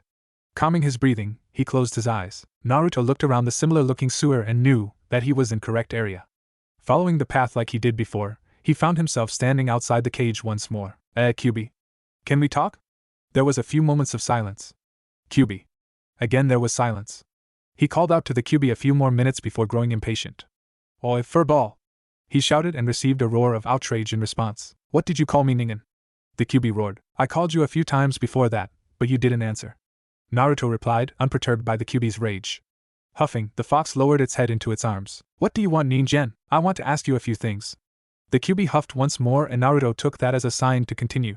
Are you the reason my control over water and lightning have increased? Yes. You proved yourself against the 6-armed Ningen. The Kyuubi explained. I was wondering if you would assist me in using your chakra. Assist you? The Kyuubi's head rose up and he peered into Naruto's eyes. Yeah, Jiraiya-sensei told me that it would be easier to use your chakra with you giving me permission to use it, and why should I help you? It'd be much easier for me to take control of your body if I didn't.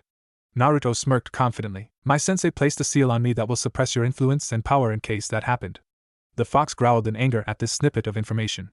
Look, I don't like this as much as you. I don't want to use your power. I want to rely on my own power, not yours. Here the Kyuubi stared at him curiously. Normally humans would take his power without caring for what he thought. But I know that eventually I will face someone too strong to beat on my own, and then I'll need your help to beat them. So, is there any way that we can come to an agreement? That doesn't involve me killing myself so that you can escape sooner. He added on at the end. Free me from the seal before you die. Done. Tear off a bit of the seal so that I can see, smell and hear whatever you do. It'll also upon a connection for us to converse. I refuse to be stuck inside a third host with no one to speak to, even if it has to be a Ningen like you. Naruto nodded his head. I want your permission to change the area behind this cage into whatever I want. Why do you need my permission? Can I do just that? No. The fox shook its head. 2 years ago you could have, however, now you can't. Why? Growling at the consistent questions, the Kyuubi narrowed his eyes. The area behind this cage is owned by both of us. It's in your mind which makes it yours, but it recognizes my presence and power. Therefore whatever happens behind this cage needs the permission from both of us. Okay, sure. Do whatever you want. Anything else? Yes. I want you to kill a certain man. Who? Naruto pressed for information. You don't need to know his name just yet, but you need to get stronger. Much stronger than you are now. This man was seen as a god amongst men due to his power. When you find him, I shall tell you and assist you. Silence reigned for a few moments where Naruto mulled over the final offer. He finally nodded his head in agreement. You got yourself a deal, Kyuubi, Kurama. Seeing the confusion present on Naruto's face, he elaborated. Kyuubi is a title. If we're gonna work together you will refer to me by my name, which is Kurama. Only you're allowed to use my name, no one else. Naruto smiled before slowly disappearing. Interesting, Ningen. So, how'd it go? Jiraiya asked once Naruto got to his feet. Kyuubi's agreed to help me. Judging by the look he received from Jiraiya, the little slip-up had been heard and taken into account. But a quick shake of his head stopped the elderly man from saying anything. Right then. Let's get to work on drawing out the Kyuubi's chakra. We'll only do this for about 2 hours and then we'll go back to fighting. Kidamaru only felt pain, like flame setting alight his nerve endings. Besides the pain, was that he couldn't move.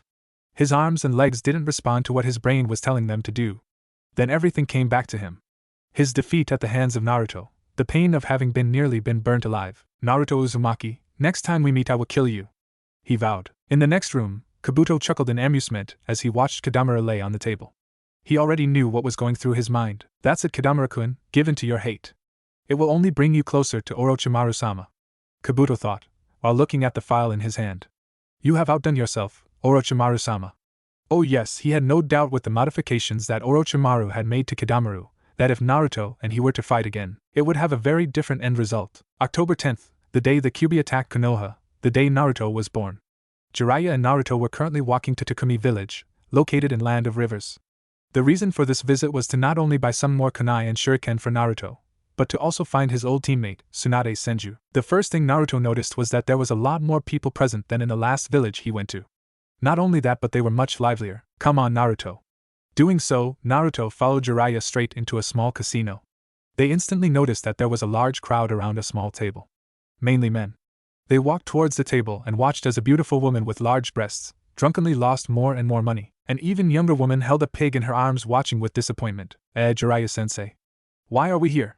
Jiraiya tore his gaze away from the woman and looked down at his apprentice. Oh, she's gonna help us replace your eyes with the others. Naruto's eyes widened in shock before smiling brightly up at him. I don't know why you need those fucking eyes. You could be strong without them. Yeah, I know, Kurama. But they can help me get stronger quicker. Besides, they'll help me beat this mystery guy. Whatever. Naruto shook his head at Kurama's stubbornness.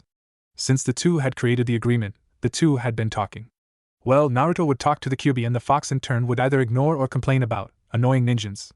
However, Kurama had been vocal about having the Sharingan transplanted, claiming that Naruto didn't need them. Is he been annoying again? Jiraiya asked. Naruto nodded his head. Ah well, you can't win over everyone. Yeah, I know. So, are we gonna get her to help us, or are you just gonna stare at her, Ero-sennin? Whatever Jiraiya expected Naruto to say, it was not that. Therefore he attracted the eyes of everyone nearby when his face slapped against the ground. Jiraiya! Tsunade shouted from her position. What the hell are you doing here? Hey Tsunadeheim. Jiraiya said awkwardly, but his eyes began straying downwards towards her chest. Everyone, except Jiraiya and Naruto, moved backwards. Jiraiya because he was too busy ogling Tsunade, Naruto because he was too young to understand righteous feminine fury. Ero-sennin, what's going on? She looks really angry at you. Dear sweet, innocent, naive Naruto pointed out the obvious. Instantly, Tsunade's entire deposition changed to one of a kind and caring mother. Come here, sweetheart. Tsunade motioned towards her, and slowly Naruto walked towards her. Naruto, don't leave me, please. Jiraiya pleaded after realizing what was going to happen to him. It was too late for Naruto, as Tsunade gripped his shoulder and moved him towards the woman behind him. She in turn gripped hold of his shoulder to stop him from moving anyway. Shizen-chan, you're looking as beautiful as always. Please don't let me get hurt.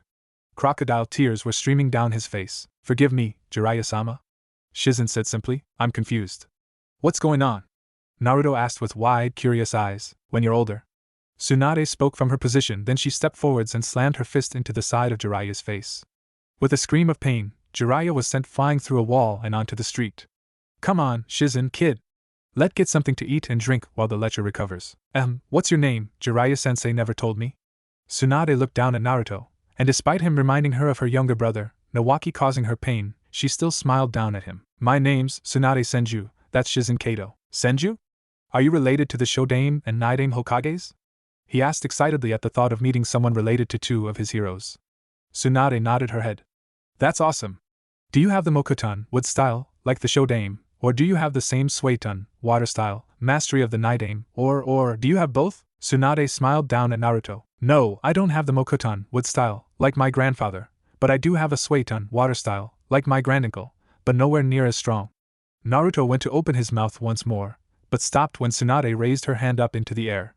How about we wait until we've ordered drinks before asking more questions? Okay. Naruto watched as Tsunade paid for a private booth before taking a seat. After ordering drinks, Naruto waited for a few moments before speaking. How do you know Ero-sennin? How strong are you? How many elemental affinities do you have? How? Alright kid, slow down. Tsunade said. As for your questions, Jiraiya and I used to be teammates. I'd say I'm around the same level as Jiraiya and I have 4 elements. What about you? Same questions, Jiraiya's my sensei. He's been teaching me for a year now. That was all Tsunade needed to confirm her suspicions on who Naruto's was. So this is Minato's and Kushina-chan's kid. He looks just like you, Minato, but he acts like you, Kushina, when he gets excited about something. Tsunade smiled as she listened to Naruto speak about all the training she had undergone. Thought she nearly spat out the sake in her mouth when Naruto told her he had an elemental affinities for everyone. You also gave birth to a monster, it seems, so you're gonna be a strong shinobi, huh, Naruto? The kid nodded his head with a smile on his face. Yep. I'm gonna be so strong that I can protect everyone I care about. I'm also gonna be Hokage one day. Again, she found herself staring at the image of Nawaki behind Naruto, but this time Dan was behind him. I see. Tsunade gripped hold of her necklace and Shizen spared her a concerned look. So you're back, Erosenin, she said mockingly. Jiraiya looked positively depressed when she called him that. Naruto moved other on his side of the table to allow him some room to move. Seriously, Naruto. Now she's never going to stop calling me that. Damn right I'm not. Tsunade agreed. So why are you here, Jiraiya? We need your help. He corrected when he looked at Naruto. You see, we have a pair of special ocular tools that we need help and been placed in a certain place. Tsunade knew exactly what he meant. You can't be fucking serious. Jiraiya nodded his head. How the hell did you even get one of those arrogant pricks to give you their eyes? He's dead, Naruto said quietly. About a year ago, an unknown shinobi infiltrated the village and killed Uchiha Shisui. His last wish was for his eyes to be given to Naruto here. There was a few moments of silence where the four of them sat in silence. So, what did you say? Will you help? Fine. Meet me at this address tonight. With that, Tsunade got up and left. Shizen bowed to Jiraiya and then followed after Tsunade. You ready, kid? Naruto only nodded his head, unable to trust his voice. Two figures walked through the land of forests. One looked to be in his late 40s with long spiky white hair pulled back into a ponytail. He wore a green, short shirt kimono and matching pants under which he wore a mesh armor that was revealed at his wrists and ankles. He wore handguards, a black belt, traditional Japanese sandals and a red haori with 2 yellow circles on it. The next figure looked to be 10 years old. He had shaggy blonde, shoulder-length hair and blood-red eyes with a reptilian pupil. He wore a single black hoodie that was slightly unzipped, revealing his mesh shirt armor underneath. Covering his legs were simple ANBU-style black pants tucked into black shinobi sandals. Strapped to his forearms were arm guards and on his back was a simple wakizashi blade. It was dark out, the sun having long gone down. Naruto, what are your eyes picking out? The taller figure asked. Nothing yet, Erosenin. Jiraiya nodded his head. The eyes Jiraiya was on about were a gift from the Kyuubi to Naruto. They weren't really a gift, but more of a way to stop him from relying on the Sharingan as much. In terms of abilities, they allowed him to see things from 10 miles away and allowed him to see in the dark. They should be around here somewhere. The village isn't too far away. What exactly is the mission again? You never told me. Jiraiya looked down at Naruto in confusion. Didn't I? I could have sworn I did. Naruto shook his head in answer, shrugging his shoulders. Jiraiya explained the mission. Well, pretty much there's a group of missing ninja that call themselves the Shinabazu. There are 4 members, here are their profiles. Naruto took the file and read through the contents. The leader of the group was Shura. He was a man with long brown hair, small eyes and red markings on his face. His main weapon of choice was an umbrella that could do multiple things such as shoot samban, flames, and metal wires, and had a hidden sword inside of it. Then there was Gantetsu, a man of great stature with black hair held back in a ponytail and a black goatee. The only thing of note of him was his great strength. The next member was a very feminine man called Manju with light blue hair held back in a ponytail and black-colored eyes. His outfit consisted of shorts and a purple tank top. The man's main and only showcase techniques was his wire techniques. The final member was a man called Toki with short cropped brown hair and black eyes. His outfit consisted of a white headband wrapped around his head, green armless robes, and a drilling device located on his left arm. Overall, the group was nothing special. Sarutobi-sensei gave us the mission to eliminate them. But to capture the leader, he believes that there is something more at work. Naruto hummed as he thought of what that could possibly mean. Before he could truly think about anything, his eyes picked up on movement in the village. They're there. As soon as those words left his mouth, the two shot off through the trees. They quickly managed to arrive at the village, and when they did, they watched the 4 members of Shinabazu tearing through the village. Naruto. Looking up to his sensei, he saw that gone was his perverted and carefree godfather. Instead, he was replaced by the battle-hardened shinobi that made his grandfather. You take Gentetsu and Toki. Nodding his head, Naruto shot into the direction of Gentetsu, who was currently in the middle of squeezing the life out of 2 separate people. Appearing, he drew his wakizashi and slashed at Gentetsu's outstretched arms. Lucky for the bulky man, he managed to jump backwards and avoid the slash. A little ways away, Toki only just flipped backwards to avoid a horizontal slash from a clone. Instantly, Toki and Gentetsu moved so that they were back to back, while the 2 Narutos covered each end of the street. Everyone, get out of here now. Naruto ordered, and the remaining villagers rushed away. "You got balls, kid. I'll give you that," Toki said. "But you better be prepared to pay for what you just did." He raised his right arm, showing off his drill-like device. "You're gonna say something real cliché-like, you'll pay with your life." He made his voice sound deeper to mock Toki. It worked because Toki ground his teeth together. "Are you done talking now? I have things to do and places to be. Beating your asses into the ground isn't one of those things." "Alright, brat, you asked for it." Raising his right arm into the air, he channeled chakra into it and watched it spin around madly. Seeing this, Naruto charged forwards and Gentetsu met his charge. The large, bulky man swung his fist round to strike Naruto, but he simply moved his body to the side and simultaneously slapped it to further knock it off target. Gentetsu once again went to hit him, however. Naruto repeated the same maneuver. "Gentetsu, move!" Toki shouted, and the bulky man jumped to the side. Naruto quickly ran through a set of hand seals just as Toki exclaimed, "Tsuchi Kurenai, Crimson Earth." The drill part of the device shot forwards towards Naruto's direction. Futon, Detapa, Wind Style, Great Breakthrough. Releasing a large gust of wind, it slammed into the drill and forced it back in the direction it came. Not allowing this advantage to go, he charged forwards, however. Gentetsu appeared in his path. Not slowing down, Naruto used the bulky man's knee as a springboard to slam his knee into his chin. Using the momentum, the Uzumaki flipped over him and continued on to Toki. Katon Heizukisho, Fire Style, Ash Pile Burning. From his mouth, gunpowder covered the area around Toki. With a quick spark made from flint placed in his teeth beforehand ignited the gunpowder. With a scream of pain, Toki jumped out of the flames, trying desperately to take off the drill-like device from his right hand. The heat from the flames having been conducted by the metal. Turning around, Naruto quickly raised both arms in a cross fashion to absorb most of the impact from the kick he received from Gentetsu. Even so, the power behind the kick lifted him off his feet and shot backwards. However, from his back multiple chains shot forward and wrapped around Gentetsu. Using this, he slowed himself down enough for him to safely land on the roof of the nearby building. The chains then receded back towards him and pointed towards Gentetsu once more. Kongo Fusa, Piasa no Maruchi, Adamantine Sealing Chains, Multi-Piercing.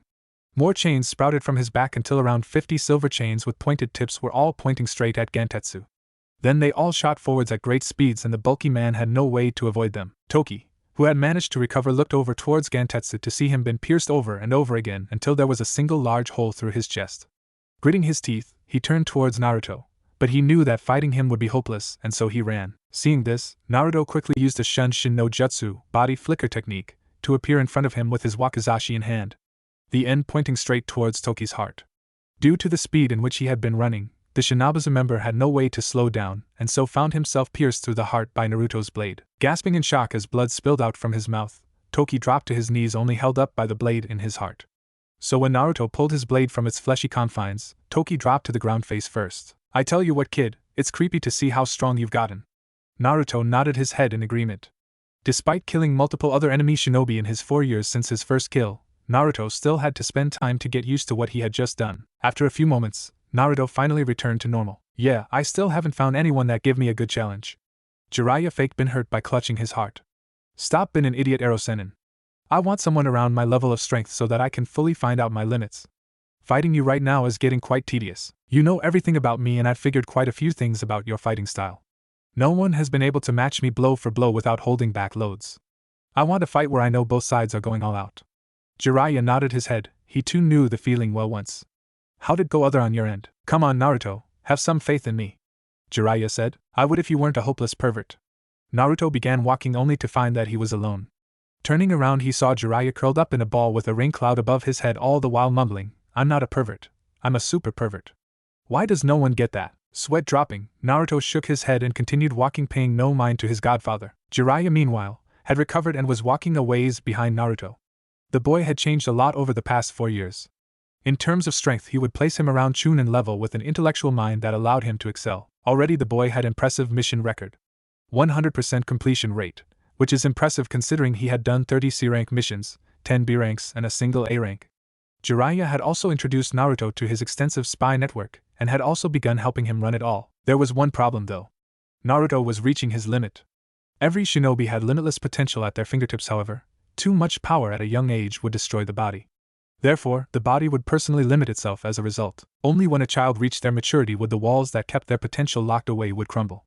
However, for this wall to crumble fully, you must reach your limit before your maturity, otherwise it will only partial break away. It was one of the reasons why there were so little jonin. For a shinobi though, to have your potential be limited was dangerous.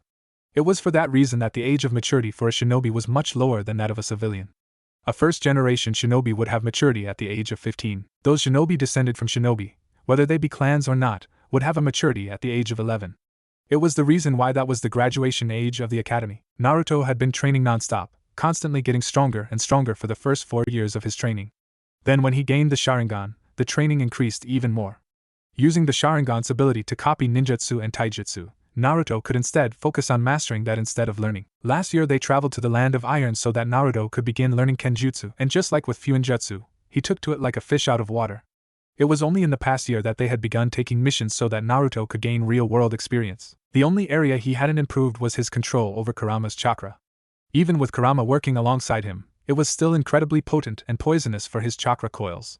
He would have to wait until he had hit puberty before he could fully begin to gain control of its chakra. As of right now, all he could do was channel small amounts into his body to increase all of his fitness capabilities. If things continued, eventually the only thing he could improve would be his skill.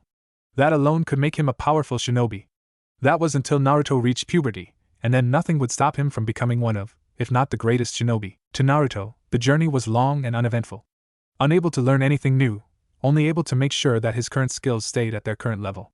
That was one of the reasons why Naruto had spent most of his time this year doing missions. Without the ability to improve his skills, he felt no need to spend his time at the cabin. Proper missions were in short supply as legally, he wasn't a Konoha shinobi and therefore wasn't allowed to do ranked missions.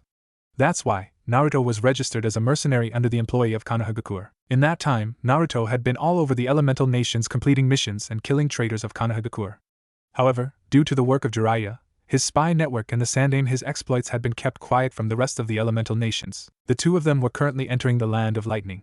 Their destination was Kumogakure. There, Jiraiya would deliver the heads of their latest kill. A Kumogakure Chunin that had killed her fellow teammates, escorting valuable information on the daimyo's palace's defenses. If this had gotten in the wrong hands, it would have damaged the reputation of Kumogakure, but would have left it weak until a new daimyo was elected. Thankfully Naruto, who had memorized the bingo book, had recognized her instantly and sprang into action. The fight had been quick, she had all but surrendered when Jiraiya revealed himself, allowing Naruto to quickly separate her head from her shoulders. The village gate reminded him so much of Konoha, though the gates of Konoha could have changed since the time he had been away. Halt! One of the gate guards commanded. Jiraiya and Naruto did so. ID is needed for you to enter Kumogakure, he added. Nodding his head, Jiraiya pulled out a single card and showed it to the gate guards. The kid's with me, Jiraiya said, and the guards agreed with him. You will need to speak with the Raikage before you can conduct any business in the village, but I'm sure you already know that. The second guard added. Alright then, Naruto. Let's give this to the Raikage and then we can get out of here. While Jiraiya had nothing against Kumo or its people, the longer they stayed here, the more likely someone was to connect the dots between Naruto and Minato. If they connected those dots, then it wouldn't take long until the entire elemental nations heard of it. The walk was quick. Thankfully it was early morning, 6 o'clock to be exact. Due to the higher altitude the air was thin, but the sun was out much sooner. The Raikage Tower, much to Naruto's curiosity, was exactly the same as the Hokage's. Maybe all the Kages had their towers built by the same person. His belief in this was further cemented when he saw the design of the office itself.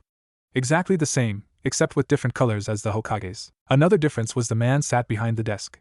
He was over 6 feet in terms height of pure muscle and had black skin color. His outfit consisted of a white haori, large golden vambraces on both wrists. He also wore a golden belt, torn shinobi pants, and Kumo shinobi-styled shin guards and sandals. Jiraiya Dano. It is good to see you again. The Raikage inclined his head as a sign of acknowledgement. Jiraiya returned the nod with one of his own. And it's good to see you as well, Adano. The Gama Sannin, Toad Sage, took note of A's eyes flickering towards Naruto and widening ever so slightly in shock. This is my apprentice, Naruto Uzumaki. Uzumaki? Jiraiya had to stop himself from wincing at mentioning Naruto's last name. He should have remembered that while he was against attacking Yuzugakure, he was also a rival of both Minato Namikaze and Kushina Uzumaki. Both had been the only shinobi to ever defeat him. Minato in a match of speed, and Kushina in a match of durability. Of course he would recognize Naruto's last name. Tell me, boy, who are your parents? I do not know, Raikage-sama. Naruto informed, and the Raikage nodded his head, but the brown-skinned Kage gave Jiraiya a glance. That is fine. Now, why did you come here? Jiraiya had to suppress a smile. Unlike the other Kages who spoke in riddles, the Raikage didn't beat around the bush. He wanted answers that were simple and straight to the point. We came to deliver this. He pulled out a scroll and placed it on the desk. As soon as it happened, killing intent was directed towards him and Naruto. Behind the two, A small group of ANBU shinobi appeared and pointed their blades at Jiraiya and Naruto's vital organ. How did you come by this? The Raikage stood up abruptly, his right hand slamming into the desk, cracking it, but not destroying it completely. We had assumed you knew. One of your Chunin killed her teammates, and was planning to give this to a Wagakure from what we remembered. Jiraiya informed, and while not fully believing Jiraiya and Naruto were still guilty, she's in your bingo book to prove it. Naruto added on. I studied them both before pulling out a book from his drawer. He flicked through it for a few minutes before grunting. I did not know of this, or the mission that authorized such a low-level protection. He placed the book on the table. You have my thanks for returning this information. Meh, it's fine. Jiraiya waved him off. Naruto, why don't you look around the village for a while? Naruto slowly nodded his head and left the room, leaving the two adults in the room. So that's Minato and Kushina's kid? What? Don't act so surprised. He looks exactly like Minato, and the only Uzumaki I know close enough to Minato is Kushina. There was a pregnant pause as Jiraiya seemed to tense. Don't worry, his secret is safe with me. I never hated the two, I respected them. I want to see if their kid will be just as good as them. Can't do that if he was killed by a Wagakure shinobi. Jiraiya once again nodded his head and allowed his form to relax. I'm also guessing he is the Jinchuriki of the Kyubi no Yoko. Again, Jiraiya tensed, but this time his eyes hardened, reminding everyone in the room that Jiraiya was a Kage-level shinobi that had survived through 2 wars. Am I wrong? I questioned. You are. There was more silence as the two stared at one another. What do you plan to do with that information? Nothing. Come again. I chuckled in amusement at seeing the shock on Jiraiya's face. Nothing. I will do nothing. Though I would like to see how he stacks against a Jinchuriki of my own choosing. He wouldn't stand a chance against your brother. I know. I was thinking the Jinchuriki of the Nibi, Yugito ni. Jiraiya pondered this for a few moments. He could see the pros and the cons to agreeing to this. Well, the pros and the con. The pros was that Naruto would find someone near his age of equal strength, and would also be able to see where he needed to improve himself. The con would be the fact that Kumo, a relative wildcard so far, would be aware of his abilities. That was a dangerous thing in this world. Jiraiya stood there for a few moments, slowly contemplating the offer before nodding his head in agreement. It would be good for Naruto to not only meet another Jinchuriki, but know how to fight one. The theoretical side only worked for so long. Well then, find your apprentice and I shall organize for the stadium to be prepped for the battle. Will do. Then Jiraiya performed a quick Shunshin no Jutsu, body flicker technique. Leaving the Raikage alone in his office, slowly a smirk came across his features as he stared at where Jiraiya once stood. Naruto Uzumaki. Let's see if you have the potential to surpass your parents. After leaving the Hokage Tower, Jiraiya didn't have a clue on where Naruto could possibly be. He looked around the civilian district of the village, then he searched the military district, before going to even the red light district. It was only when he felt a brief flare of chakra that he instantly recognized as his apprentices. Sighing as trouble found his godson once more, Jiraiya shot off in the direction that the chakra flare came from. What he found was something he expected. His student fighting against Kumo shinobi. Giving another sigh, Jiraiya jumped down into the area and instantly took note of Naruto and his attackers wherein. As soon as they saw him they stopped and looked towards him in shock. Naruto was stood, his blade in the air as he held back a single brown-skinned young girl with red hair, who was trying her hardest to cut Naruto in half vertically. In his other hand he held a kunai, which was stopping the sword of a brown-skinned boy with white hair. A little ways away, another Kumo shinobi with blonde hair, cut short with breasts already beginning to develop, had just cut through one of his apprentice's clones. Sup Erosenin. Took your time, didn't you? Naruto commented jokingly while jumping back and landed beside his godfather. What happened here? The elderly man asked in amusement. Naruto himself snorted at the thought of how things came to be the way they were. Flashback. Exiting the Hokage building, Naruto allowed his mind to wander as his body took him on a quick stroll. His mind was alight with new ways to become stronger. It was the only thing he seemed to think of. It was the only thing he wanted to do, grow stronger and stronger so that no one could rip those precious to him away from him. Civilians aren't allowed over here. So get lost. A feminine voice exclaimed angrily. Snapping back to reality, Naruto took in his surroundings to see that he was in a clearing. A training ground, no doubt. His eyes then trailed towards the origination of the voice, and there he saw a young girl around his age. She was brown-skinned with short, spiked red hair with a bandana holding it back. On her back was a small wakizashi. Look at her facial features, he could see that she was angry for some reason. Instantly his mind deduced that she was hot-headed, much like he used to be. Hey, I'm talking to you. Come on, Carrie. He's probably lost. A brown-skinned boy with white hair and something in his mouth tried to reason. Let him go. No. Civilians aren't allowed here, that's the law. Always has been, always will be. Karui continued heatedly. Is that how you treat your civilians in Kumo? Naruto asked with a raised brow. Behind the two he finally took notice of another girl. She didn't have the brown skin of the other two and had short-cut blonde hair. He also took note of her developing breasts, and the cold gaze she regarded him with. What did you say? Karui stalked forwards, gripping the handle of her sword tightly until she came to a stop in front of him. You heard me. Naruto smirked at her, loving the reaction he got out of her. It's funny, really, you preach about being Konoha's equal, and yet, Konoha treat their civilians much better than you treat yours. Looks like Konoha will always be better than you. Karui snarled angrily. That's it, you piece of shit.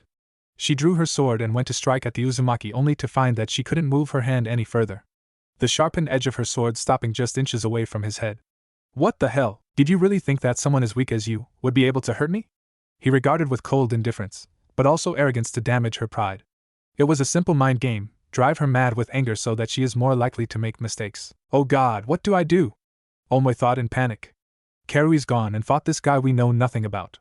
What if he's a Kage's apprentice and takes you captive, or worse, kills us? What if this guy's the son of a daimyo? There was a few more imaginative what-if scenarios that went through his mind, then his eyes flickered towards the other person. Samui's not doing anything, but Karui. His eyes then flickered towards the redhead to see her thrown away like a rag doll. The redhead landed on her back with a grunt before getting to her feet.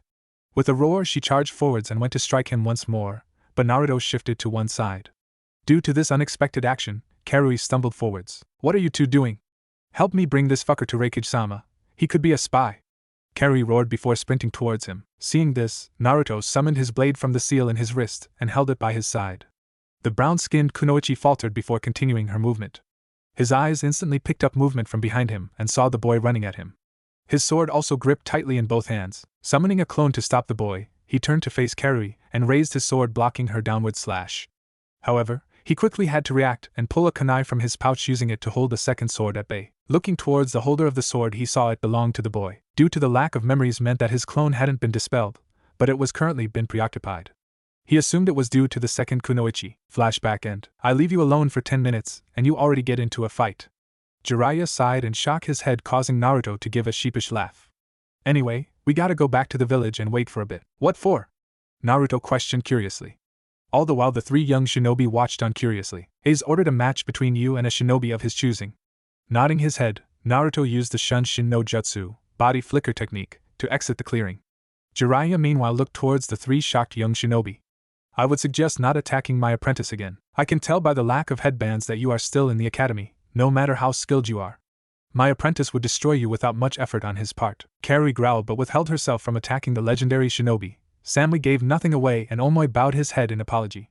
Seeing this, Jiraiya nodded his head and disappeared the same way Naruto did. Yugito ni, the Jinchuriki on the Nibi growled as she felt the corrosive chakra of the Biju inside of her course through her body. Even now, at the age of 14 and having trained for 3 years to learn to use her Biju's chakra, and still it caused her pain. Slowly she willed it to disappear, and once it did she dropped to her knees panting heavily. The strain of using such chakra exhausting her body to its limits. Mind telling me why you came here even though I said I don't want to be disturbed, see? A blonde Kumo Jonin appeared from the treeline and looked at Yugito with amusement in his eyes and posture. Raikage-sama wants you to go to the stadium, you have a fight. Groaning, Yugito got to her feet and stared at C. She rolled her eyes internally when she saw the way his eyes roamed over her body. Even though he was 5 years older than her, he was still attracted to her. But she knew it was only lust and not love. Call her old-fashioned, but she would only be with someone that loved her. You should just take him for a ride, kitten. And there was her perverted prisoner and friend, Nibi. Ever since C's attraction to her had been made clear, Nibi had been telling her to have sex with him. Something she vehemently refused to do so. No, Matabi. I'm only going to have sex with someone who loves me. Yada yada yada? Nibi mocked in her best attempt of Yugito's voice. You can be really boring sometimes. We best go, Yugito-chan. The kunoichi in question nodded in agreement, and the two quickly ran towards the stadium. It didn't take long, despite being exhausted from using her Biju's chakra. However, she could already feel her chakra and stamina been replenished. If she continued traveling at the current speed, then she would be back to full strength in a matter of minutes. When they arrived at the stadium, they saw that people were already filing into the stands. She was quite surprised, to be honest. While the people of Kumo didn't hate her, they didn't necessarily like her either. Only B, the Jinchuriki of the Hachibi, was loved by the populace.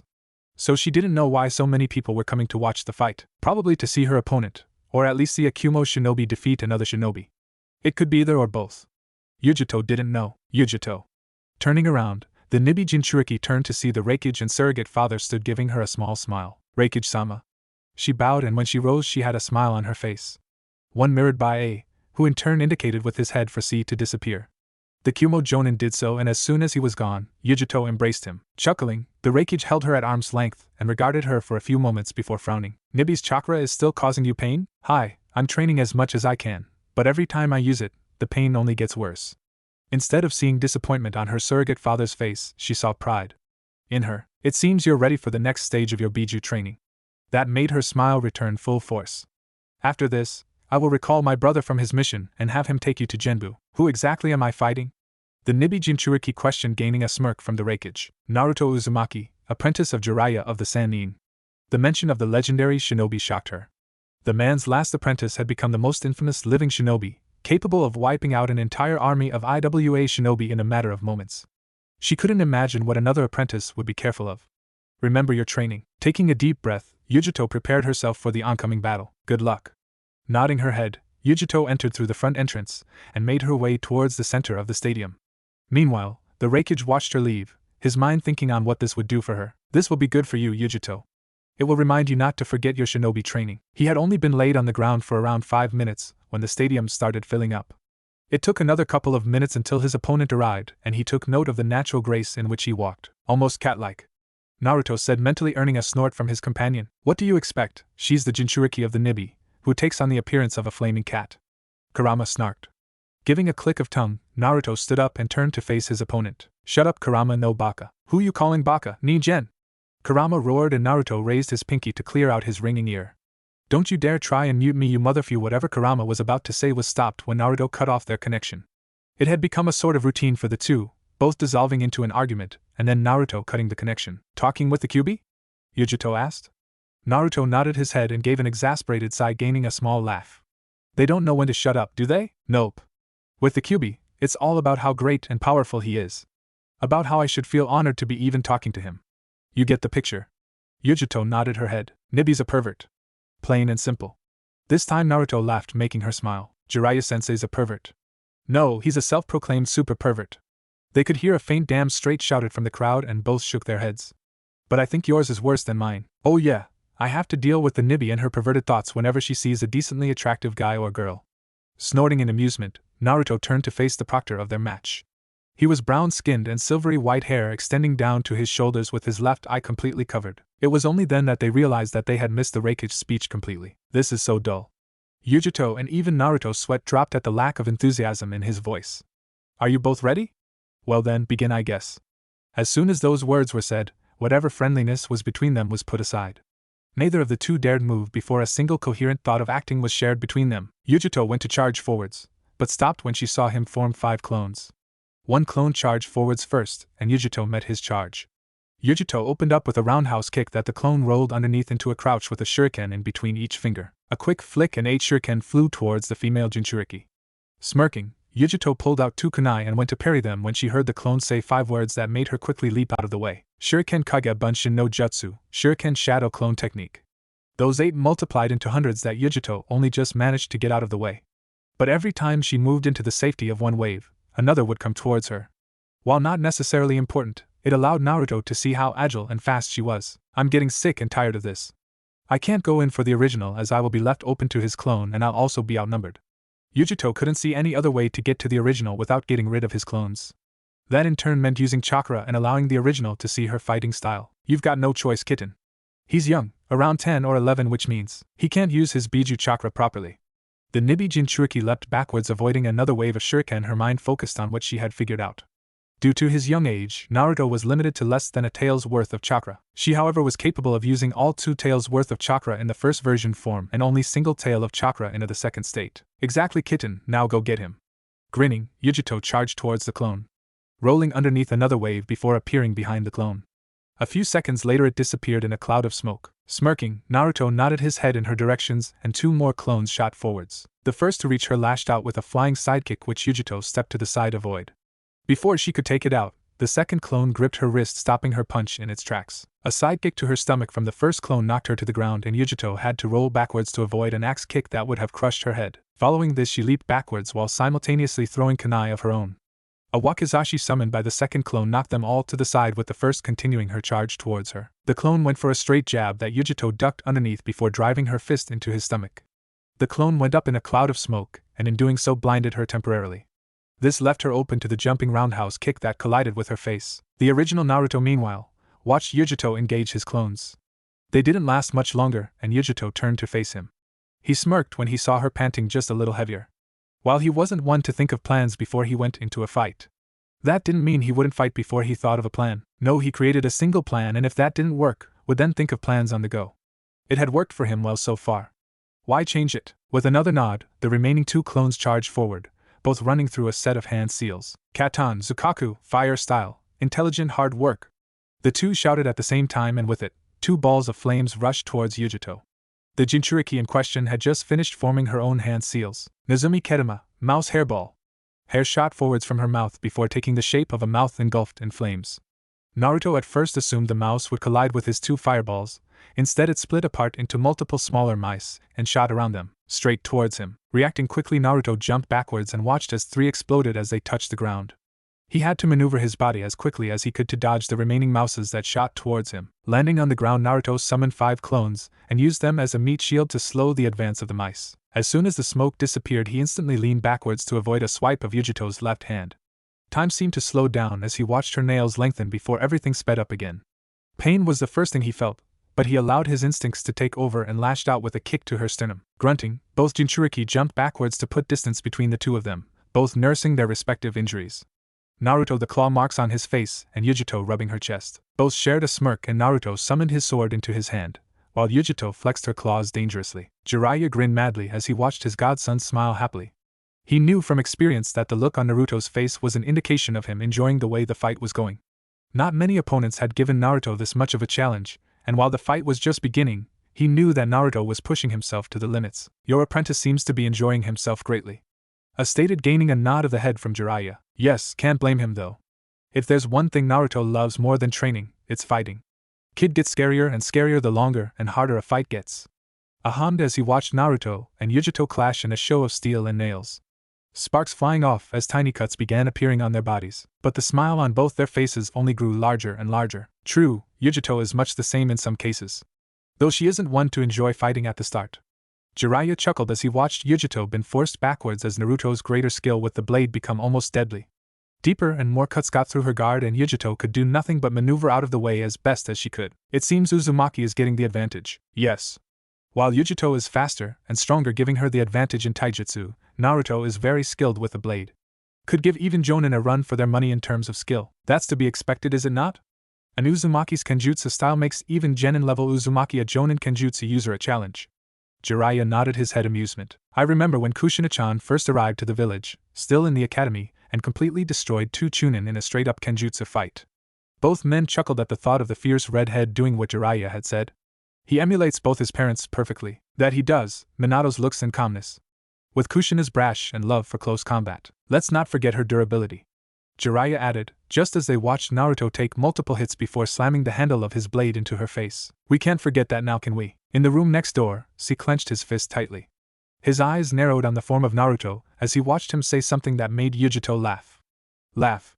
No matter how much tried, C had never gotten Yugito to laugh at something he said. All she ever did was brush him off with cold indifference, and yet this outsider makes her laugh with barely any effort. He hated it, what made the boy so special that he got the Raikage to respect him, Jiraiya of the Sannin to train him, and Yugito to smile. It wasn't fair.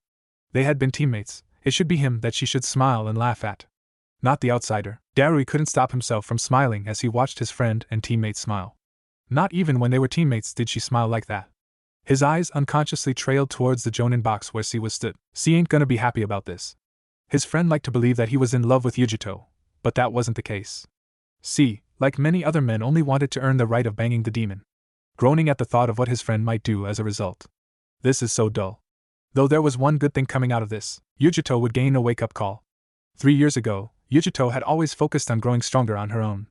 However, after becoming Chunin, Yugito had become more focused on her learning to control her Biju's power. Now she was low Chunin in terms of strength without her Biju. Hopefully this would be a wake-up call that would remind her that the stronger her own abilities were, the stronger she would be when she used her Biju's power. He whistled when he saw Naruto swing his sword, sending a wave of flames towards Yugito at point-blank range. Darui had to admit that this fight had been incredibly interesting so far. Both had an edge over the other. Yugito was more skilled in taijutsu, Naruto in kenjutsu, Yugito in fire-style ninjutsu, but Naruto's larger chakra reserves made him better overall. Both were rather weak in genjutsu due to their lack of using it. All that remained was seeing about the final aspect. Biju Chakra. Naruto and Yugito pushed against one another with as much strength as they could muster. Yugito's claws crossed over as she held back Naruto's blade.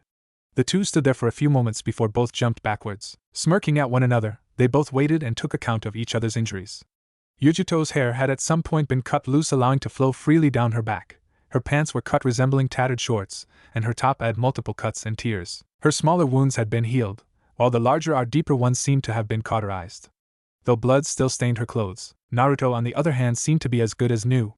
It would have looked like he was uninjured, but the multiple cuts and tears in his shirt revealed that he had in fact been injured. Katon, Karyu Enden, Fire Style, Fire Dragon Flame Bullet. Yugito and Naruto roared, and from her mouth a large amount of flames raced forwards, taking the shape of a dragon as they did so. Naruto wasn't finished, knowing full well that Yugito's dragon would overpower his own easily. Futon, Repusho, Wind Style, Gale Palm.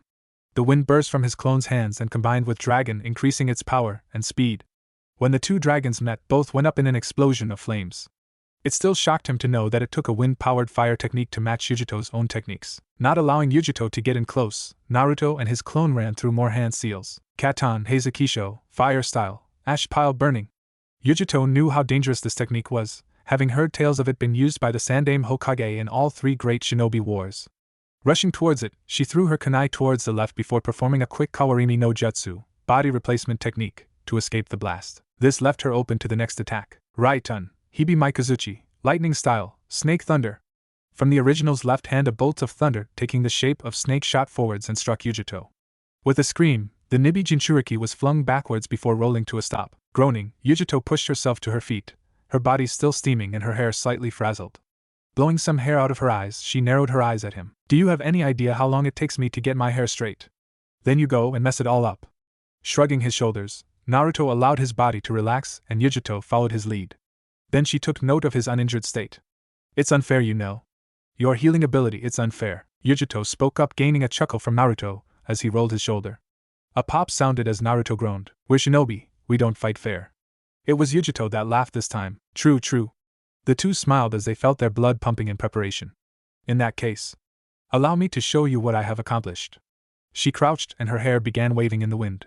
Her canines lengthened into fangs as her eyes seemed to glow an even darker shade of blue. Naruto instantly took note of this and tensed in preparation, but even he was unable to react quick enough to stop the punch that slammed into the side of his face. The force behind it lifted him up off his feet, and temporarily he froze in the air before being flung backwards. With a grunt he hit the ground and skidded and rolled along the ground. Gritting his teeth, Naruto embedded his blade into the ground and he slowed down.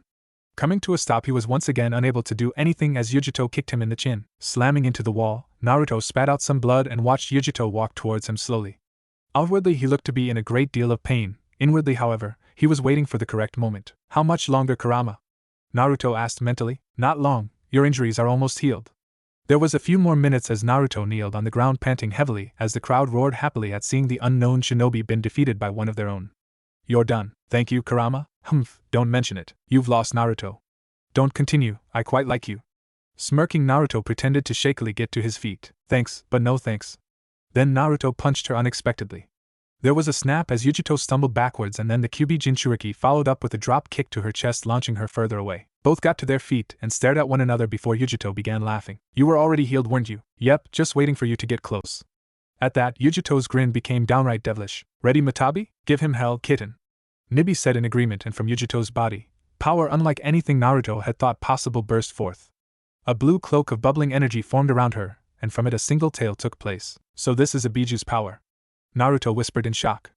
In his training he had barely been able to bring out half a tail's worth of chakra, and even then it was only for a short period of time. Yet Yugito was able to bring out an entire tail without any strain. Grinning at the thought of a proper challenge, Naruto ripped off his tattered hoodie and mesh armor.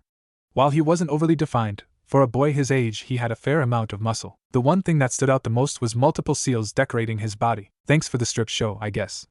Snorting amusement, Naruto formed the ram seal before a few of the seals glowed brightly, before disappearing.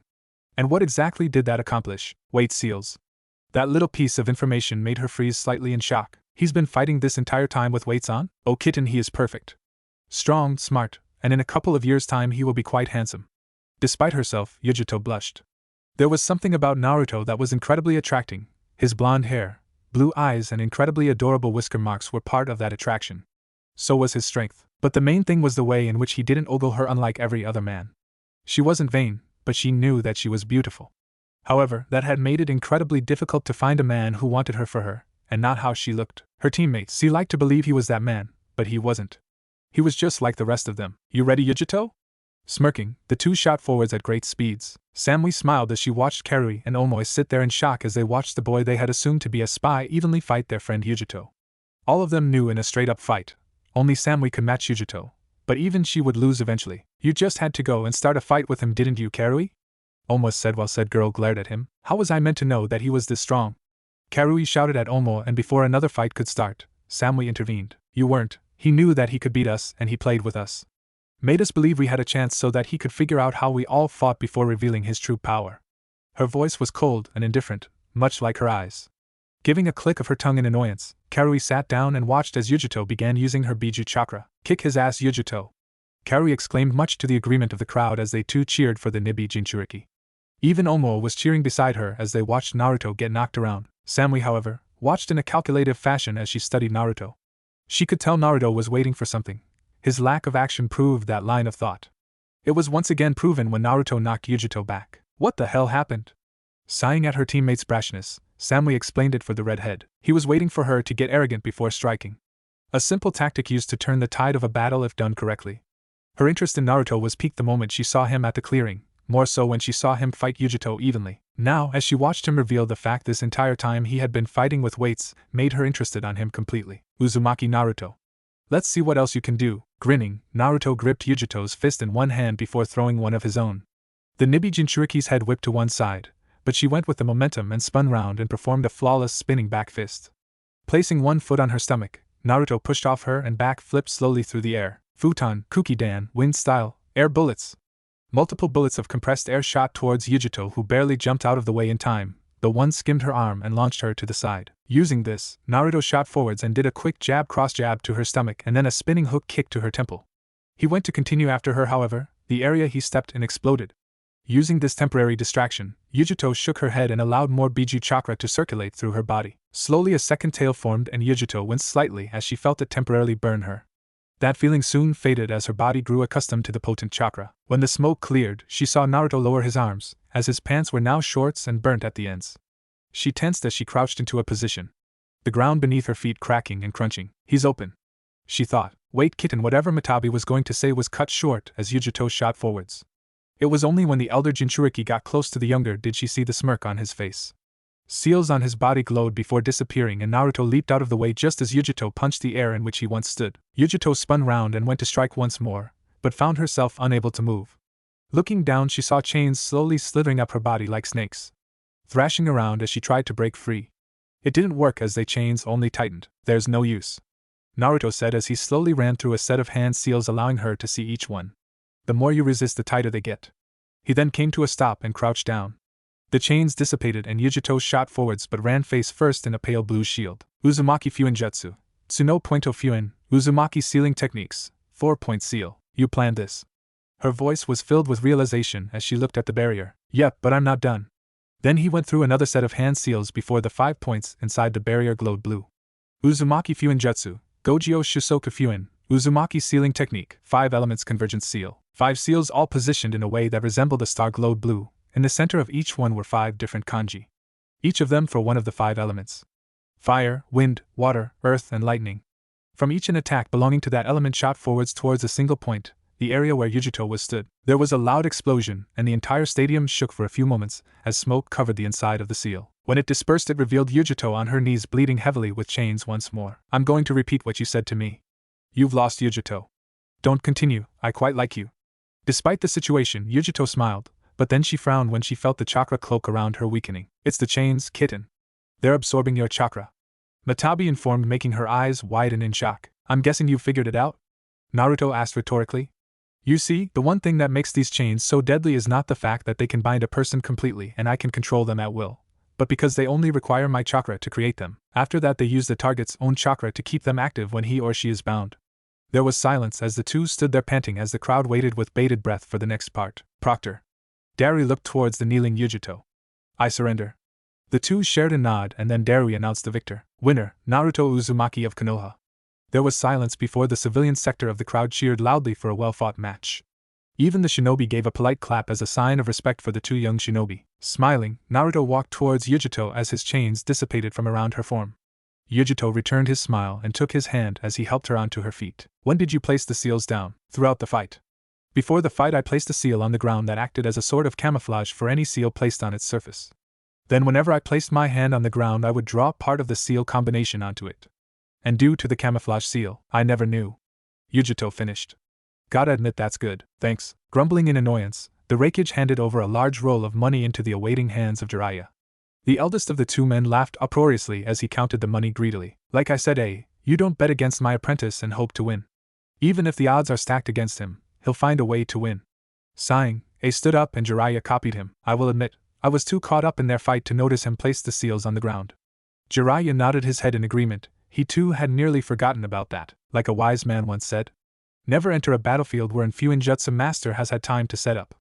And while my godson is no Fuinjutsu master, you allowed him time to set up for a battle. While it looked like the two were equal, Yugito was dancing to his tune the entire time, just like his mother and father liked to do. Snorting, Jiraiya walked out of the room followed by the Raikage. It was quite warm in Hai no Kuni, the land of fire. In fact, only Kaze no Kuni, the land of wind, beat it in terms of heat.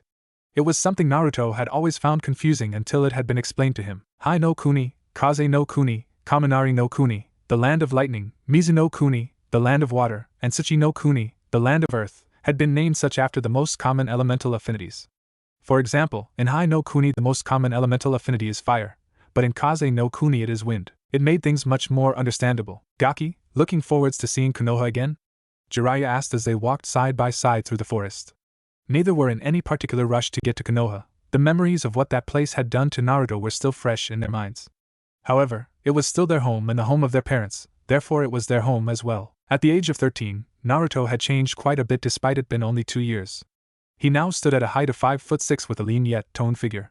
His blonde hair had grown slightly, now reaching down to his shoulder blades with it styled to the left so that it came down past his eye. For his outfit, it was similar to his old one though he had changed the top half of it slightly. Gone was his hoodie, instead it was replaced with a simple black V-neck shirt and a slightly tattered cloak over the top. Over the past 2 years the training he had undergone had once again been upped. Physical training and ninjutsu training had been outhold to instead focus on chakra control and learning to utilize the Kyuubi's chakra. That didn't mean he had completely given up on the two, as he would still keep his weights and his resistance seal on, and would occasionally have to increase them, though nowhere near at the same rate as he previously had done. Due to the seal his father had created to hold the Kyuubi back, also siphoned off some of its chakra and would continue to do so until he reached the age of 20. This meant that every day he would have to spend hours and hours continually gaining control of his chakra because his chakra levels never stopped growing. Even without the Kyuubi's chakra mixing with his own, he would still have incredibly large chakra reserves. Mix the Kyuubi's with it, and Naruto had gained incredibly large, dense and potent chakra, while his chakra control was quite difficult to train due to his ever-increasing in reserves. Learning to use the Kyuubi's chakra was much easier. With Kurama assisting him and not trying to possess him, he was already able to use 2 taels worth of chakra. Some people I can't wait to see again. The rest, not so much. Jiraiya chuckled at the response given by his apprentice. Before the two could continue, they found themselves looking at the gates of Konoha. Both shared a glance, Jiraiya's filled with concern for his godson. While he knew Naruto hadn't been in the village for a while, he just hoped that the villagers had forgotten about what he held or learned the difference between the two. If not, well, he just hoped that Naruto could beat them all or hold them off until help came. Halt, Jiraiya-sama. You have returned. One of the gate guards exclaimed in shock at meeting one of Konoha's strongest shinobi. The Chunin had brown hair and black eyes with his right eye covered by his hair. He wore the standard Konoha shinobi outfit, but his forehead protector was worn like a bandana. Yeah, me and my apprentice are gonna go see Sarutobi-sensei. The two men nodded their heads as they observed the master and apprentice duo walking past them. They barely even recognized the passes been shown to them by the two before they had entered the village. Hey Izumo. The man in question turned to face his partner. He had long spiky black hair and black eyes. Over his face ran a single strip of bandage with a colored marking on his chin that was the same color as his hair. He too wore the standard Konoha shinobi outfit. Yeah, Kotetsu? Wasn't that Uzumaki? Izumo studied the figure belonging to Jiraiya's apprentice and slowly nodded his head. I think it is, yeah? Kotetsu grinned and leaned onto the station. Kakashi-san is gonna be happy he's returned. Yeah, but once the villagers realize who he is they won't be very happy.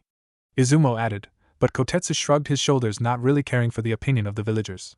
None of the shinobi did, except for those who had no shinobi parents. The journey to the Hokage's office. Thankfully none of the villagers had recognized him at all. This made the journey a little easier, however. Naruto still felt his anger brimming just underneath the surface of his calm facade. It was only the occasional glance from his godfather, and the words of how they weren't worth it from Kurama that kept him calm. Yet, as he watched how the civilians continued to live their happy lives, smiling and laughing as if what they did to him never mattered. I don't get it, Kurama. How can they act like they never nearly killed me? Kurama sighed as he heard Naruto repeat the same question for umpteenth time. It was really starting to get on his nerves. I don't know, kid, but you better stop asking before I drag you in here and slap you repeatedly. Naruto gave a small smile at the odd way in which Kurama expressed that he cared. I've seen you ninja do many atrocious things in my time. What they did to you is one of them, and I've never been any good at helping people. Just take the advice that the old man gave you before you left with the pervert.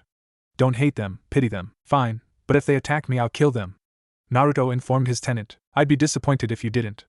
Before the two could continue their talk, they had finally reached the entrance to the Hokage's office. Looking towards Jiraiya, he saw that his godfather wasn't there. Come in. Opening the door, he stepped inside to see 4 people stood before the Hokage. One he easily recognized as a jonin, while the other 3 he assumed to be genin. The 4 figures turned around and stared at him, while he did the same. The first one he took note of was the final Uchiha, and younger brother of Itachi.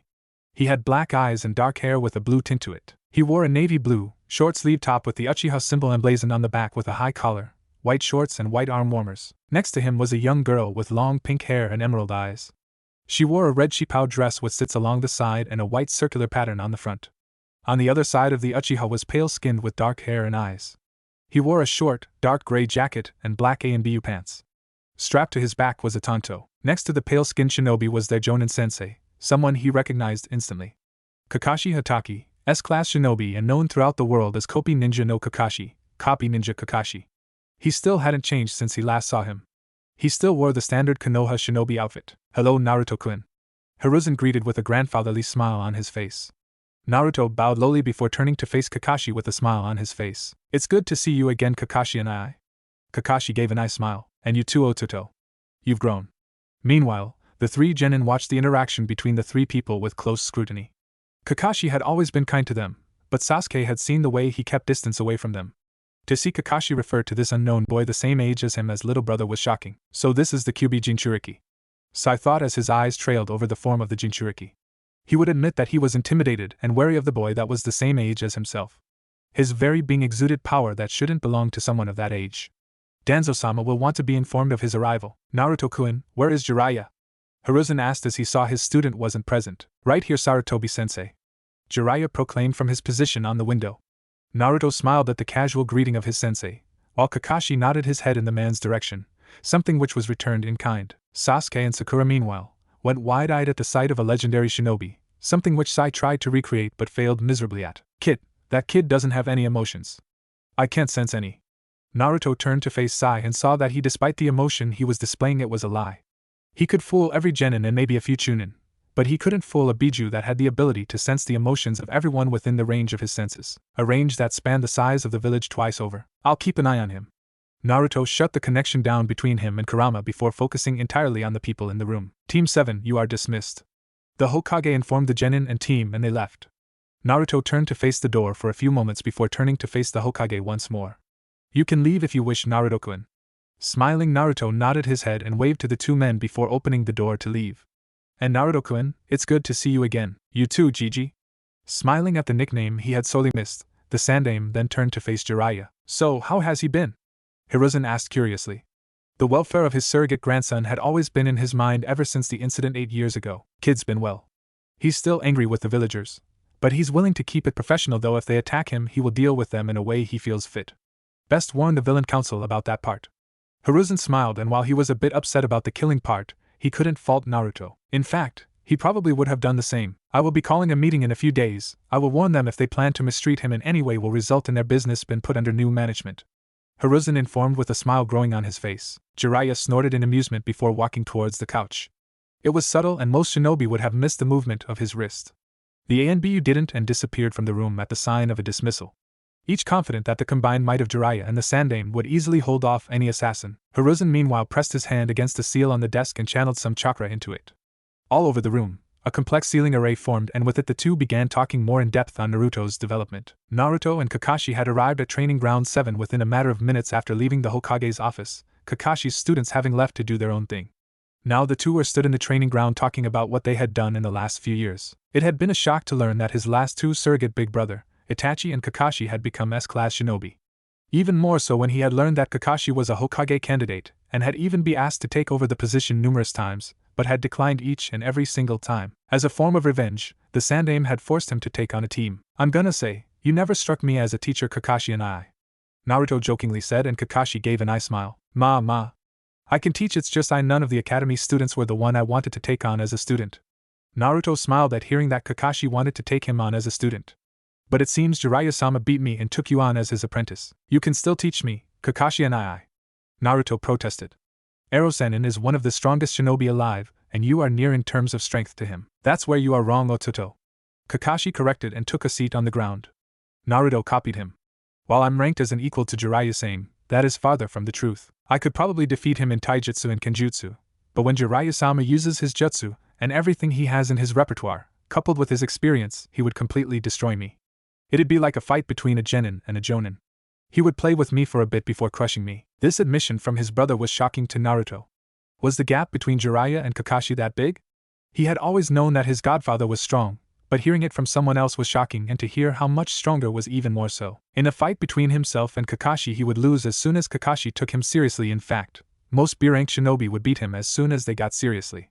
The only reason he had beaten B and even A-rank shinobi before was because they never took him seriously from the beginning. It was said that the difference between a B and A-rank shinobi was only experience. The difference between an A-rank shinobi and an S-rank shinobi was the same as a difference between a genin and jonin. A big difference. In terms of skill, Naruto could safely say he was definitely C-ranked. To finally realize how big of a gap there was between himself and Kakashi, and in turn Jiraiya, was daunting. How could he possibly stack up against monsters such as them? Kakashi saw this and smiled internally. His little brother was finally realizing that rank meant nothing, only skill counted. Naruto clenched his fist tightly, but before he could think on it anymore, he felt a hand placed on his shoulder. Looking up, he saw Kakashi giving him his trademark eye smile. Then with his spare arm he passed over a piece of black cloth. Taking it, he looked at it, and then turned to Kakashi in confusion. "What's this?" "That, Ototo, is a face mask of the Hatake clan." Shock coursed through him in waves. "In fact, that was my father's. I want you to have it. Wear it with pride and know that even if you're not my little brother by blood, that you will always be a member of the Hatake clan." Once again he ducked his head to hide the tears that threatened to spill. Smiling, Kakashi ruffled Naruto's hair and stood up. He turned around and made to leave so that he wouldn't be late for his meeting the other Jonin senseis, but Naruto stopped him. "Wait, Kakashi and I," Naruto exclaimed, and was relieved when Kakashi turned around. "Can we spar? I want to get stronger and I need to learn my limits. Plus, I'm getting bored of having my ass handed to me by Hiruzen every day." Smiling, Kakashi nodded and felt his chest swell with pride as he looked at the face mask covering the bottom half of his little brother's face. "Ready yourself, Ototo," Kakashi warned, and lowered himself into Hatake clan's signature taijutsu style, the Yase no Sudoreku, Pharaoh Strike. Naruto nodded his head and dropped into his own style. Lesson 1, Taijutsu. Then the two shot forwards, Kakashi notably faster, but holding back as to not end the fight prematurely. Kurenai was angry, Asuma was annoyed, and Guy was being well Guy. The three had been waiting for Kakashi for about an hour, A/N. The fight between Kakashi and Naruto only began 10 minutes ago, and hasn't been going on for an hour. Now the three were walking towards where Kurenai had sensed Kakashi's chakra signature. While she wasn't a sensor, Kurenai had learned to pick up on chakra signatures. This was different to an actual sensor, as they would be able to tell the emotions of a person and what they were doing. Some even had been able to predict what they were doing and read their mind based entirely on their chakra signature. So the three had set out for training ground 7 so that they would drag to the Akimichi barbecue so they could discuss their genin and see who was currently in the lead for the bet. The bet in question was one to see who had the best genin team by the end of the year. Guy, however, was not part of this due to his team having an additional year of pure training and missions, but he still joined their conversations and acted as the neutral party in the dealings. Currently, Kurenai was in the lead due to the fact she was the only one who taught her team anything.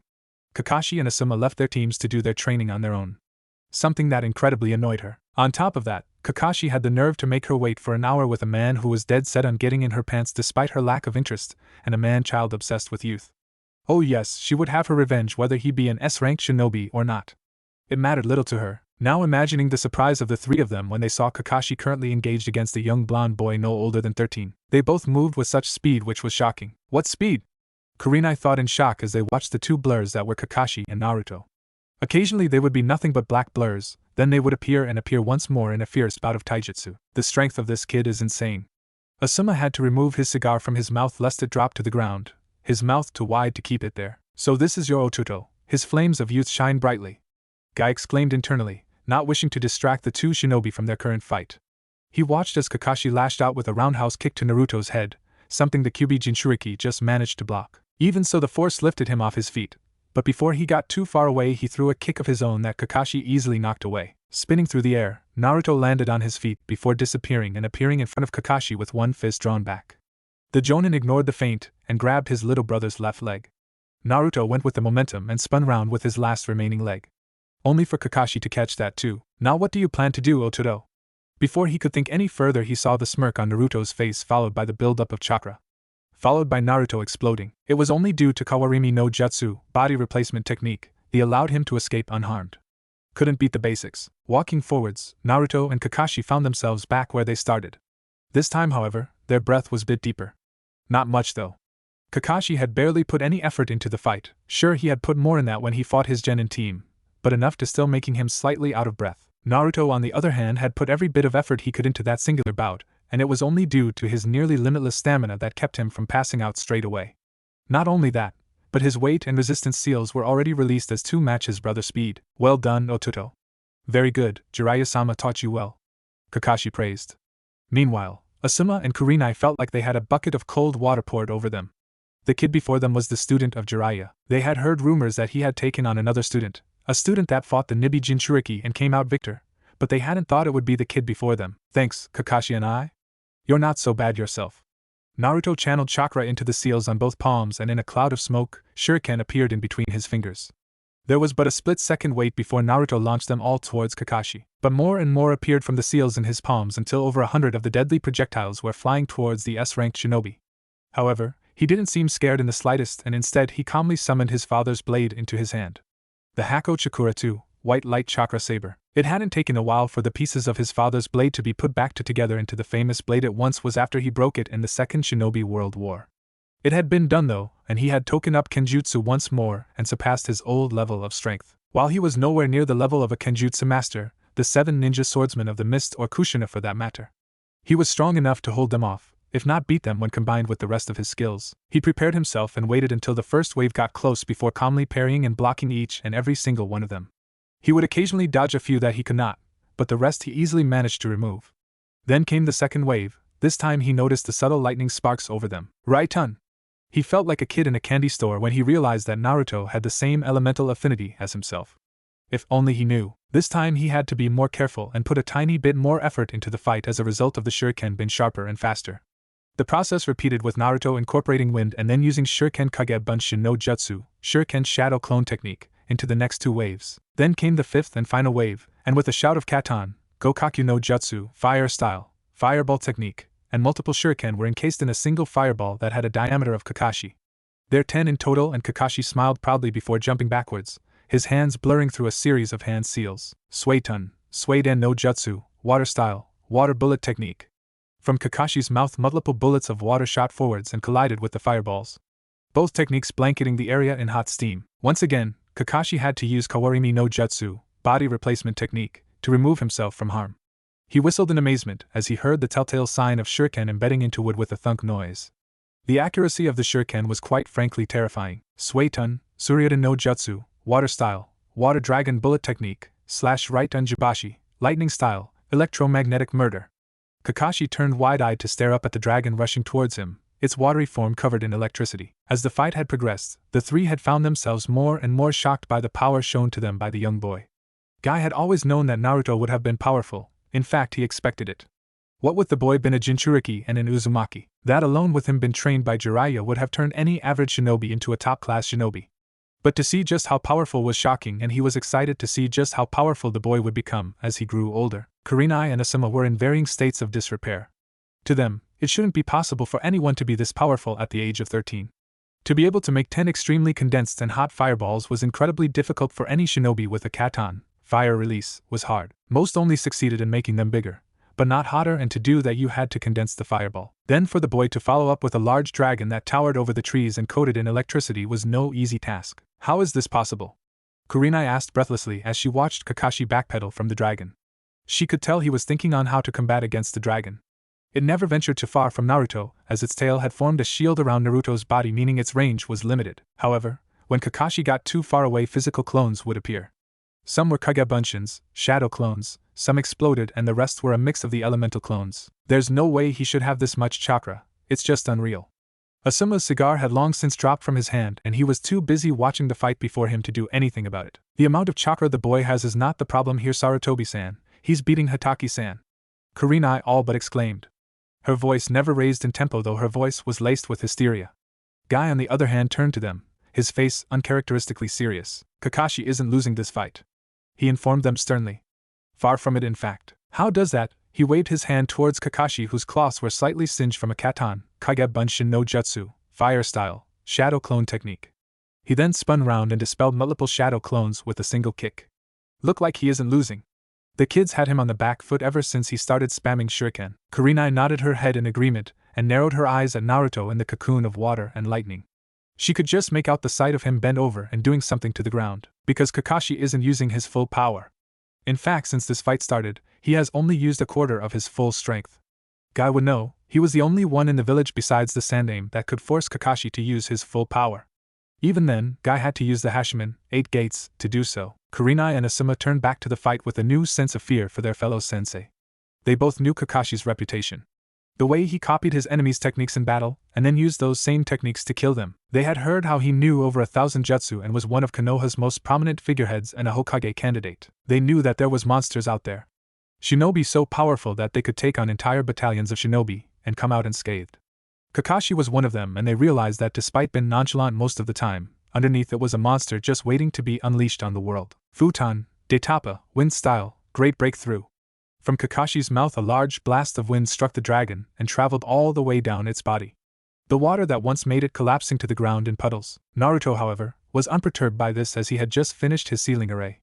Now he needed to move on to another positon and do the same again. He already had 3 parts of the seal done.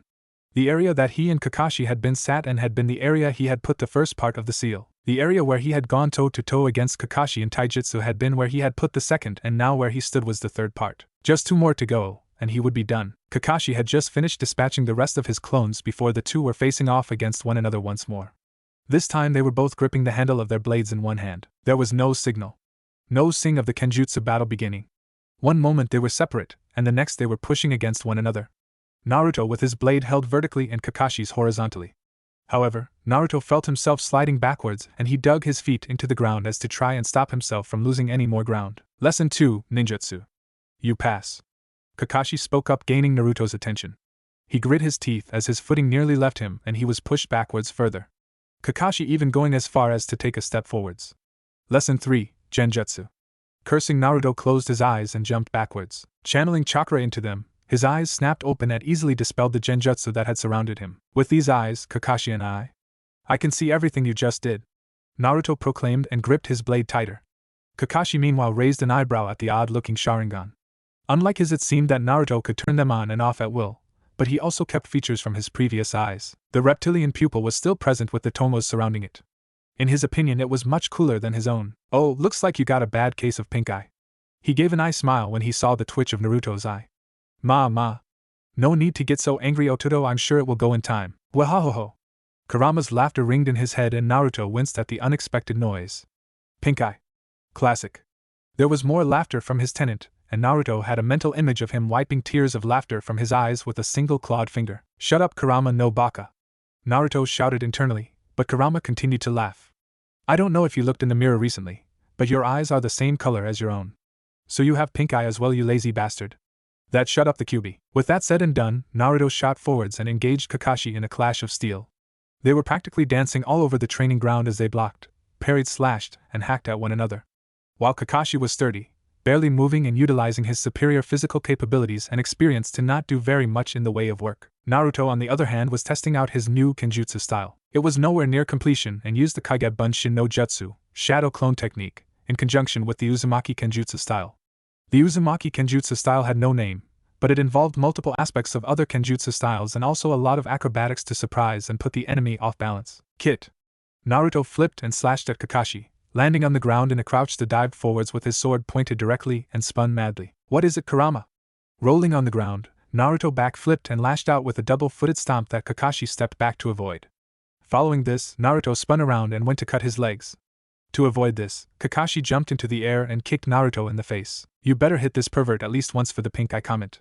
Shaking his head in amusement, and to clear his head, Naruto spat out some blood before rushing to engage Kakashi once more. Oh, don't you worry, I will get him at least once before this fight ends. Kurama and Naruto gave a similar grin that no one could see due to the mask, but they felt it. Kakashi raised an eyebrow in surprise when he felt the oppressive chakra come forth a tiny bit. No one other than them could feel it due to it only been a small amount, but it was enough to make a difference.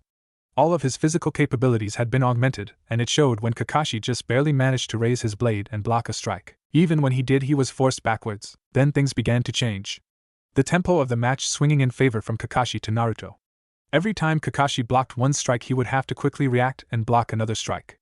The process repeating and putting him further off balance. A lucky kick from Kakashi forced Naruto backwards, but he felt a small sting of pain from his left arm and leg. Then more and more. Looking down, he saw small cuts and tears in his outfit, with some bleeding lightly. Not enough for him to worry, but enough that it made them sting and bleed.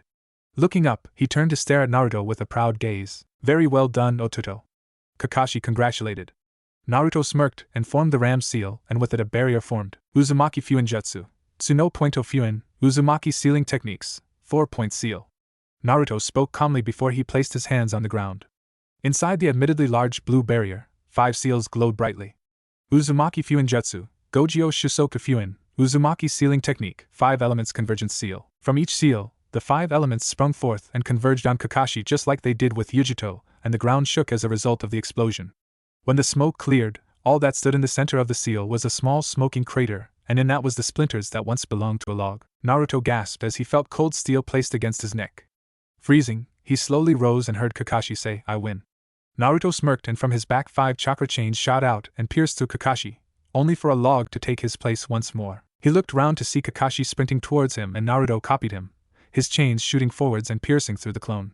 Lightning coursed down his chains and struck his body.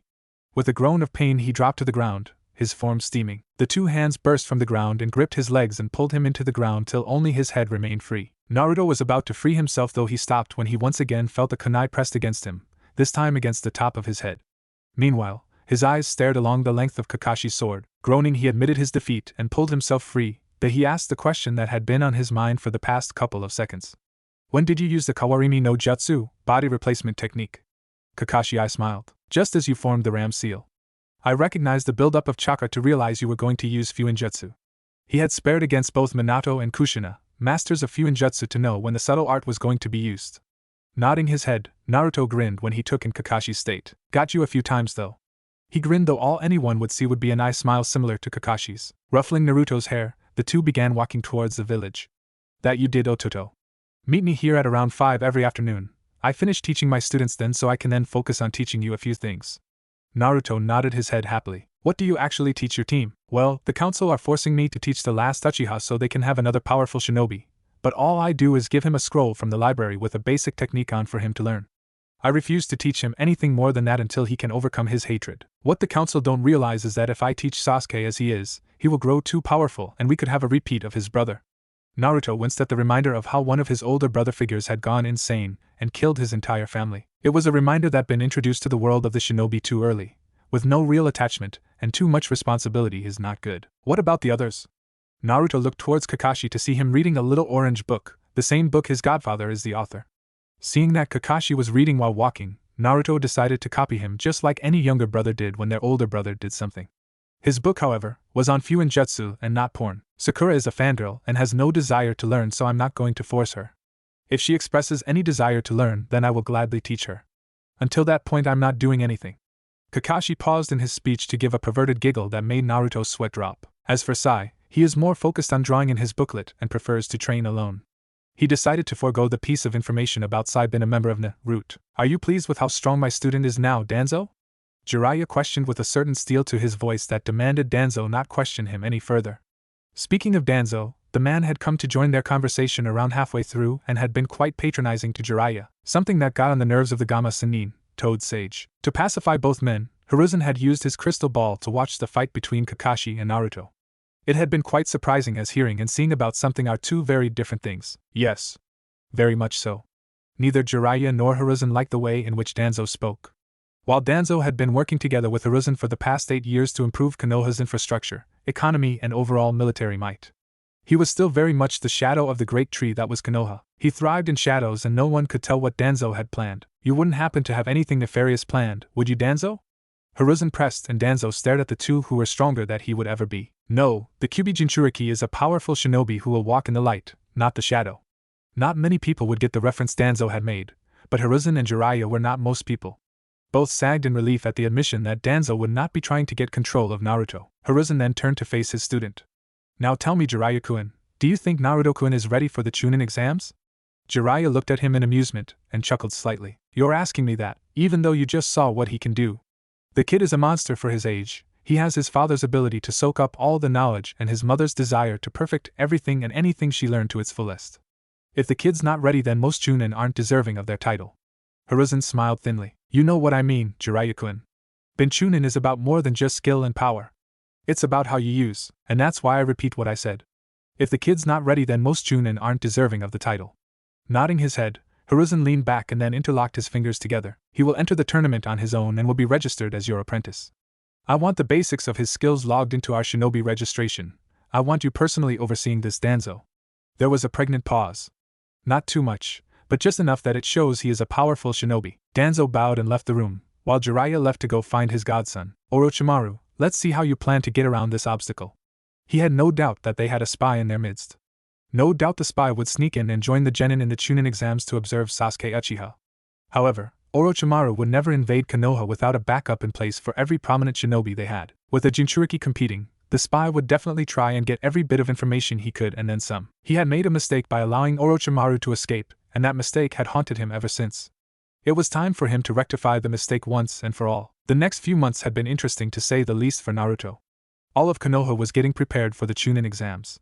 Merchants, civilians, and nobles from all over the elemental nations had been pouring into Konoha in droves. In that time, Naruto had been training non-stop so that he could show the true power of Konoha and the Uzumaki clan to the world. The world had forgotten about his clan, and Konoha had been severely weakened after the Third Shinobi World War, the Kyuubi attack, and the loss of the Yondaime Hokage, Minato Namikaze. They had recovered, however. Kakashi and Madogai had both joined the ANBU, again in Kakashi's case, and had become S-rank shinobi that were feared throughout the elemental nations. Even more so when they worked together. In fact, when fighting alongside one another, they had been labeled a SS-rank tag team, the second team in existence beside the current Raikage and his brother to gain such notoriety. Speaking of his training, Naruto would spend the first few early morning hours training alongside Madogai himself and his young lookalike, Rock Lee. It had been difficult, and Naruto had been shocked to find someone other than himself so motivated to grow stronger. In fact, Rock Lee was the only one who beside Yugito near his age that he could go all out against. The extra challenge had been welcomed greatly. Afterwards he would use training ground 43 and 44, where he would train alongside the Tokubetsu Jonin Enko Mitarashi, also known as the Konoha no Hibi Ijin, Snake Mistress of Konoha. The two had met when Naruto had been fighting a group of chakra-mutated spiders. After defeating them, he had come across a stash of dango. He had been hungry, so he ate them. When he was on his last one, Enko arrived and attacked him without warning. It had been a close fight, but Enko beat him, and then every day after that she had been there to meet him and train with Hai. While his clones would improve his chakra control, Fuinjutsu, Ninjutsu, Kenjutsu, Taijutsu, and learning to use more of the Kyuubi's chakra. The original would switch between sparring with Enko, playing tag with her summons to improve his stealth, and fighting the multiple chakra-mutated creatures in the Forest of Death. Then he would rest up for a bit before going to meet with Kakashi. They would start things off with a spar before Kakashi would teach him more ninjutsu and genjutsu.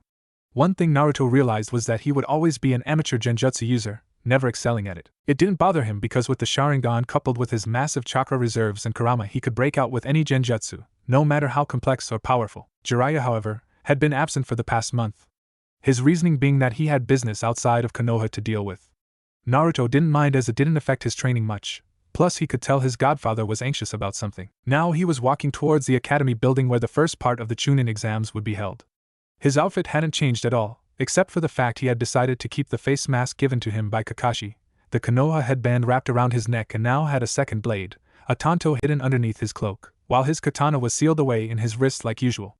Enko pointed out that people will prepare for him to unseal his weapons and that he should always have weapons hidden on his person and not just in seals. His katana had been too big to hide, therefore he had gotten a tanto as a second blade. He even began learning the Hatake clan's dual-bladed kenjutsu style and the Uzumaki kenjutsu style. His dream was to combine the two to make a much better and more dangerous style. Walking into the building, he clearly saw a few genin from multiple villages walking around in the academy. There was a lot of teams from Konoha, a few from Suna, Aim, Taki, Kusa and Oto despite it being a new village, the final village making his eyes narrow in anger as he recognized the music symbol from the strange six-armed individual that attacked the village. Shrugging his shoulders, Naruto walked through the crowd of people and walked up 2 flights of stairs and made his way across the corridor to the stairs on the other side.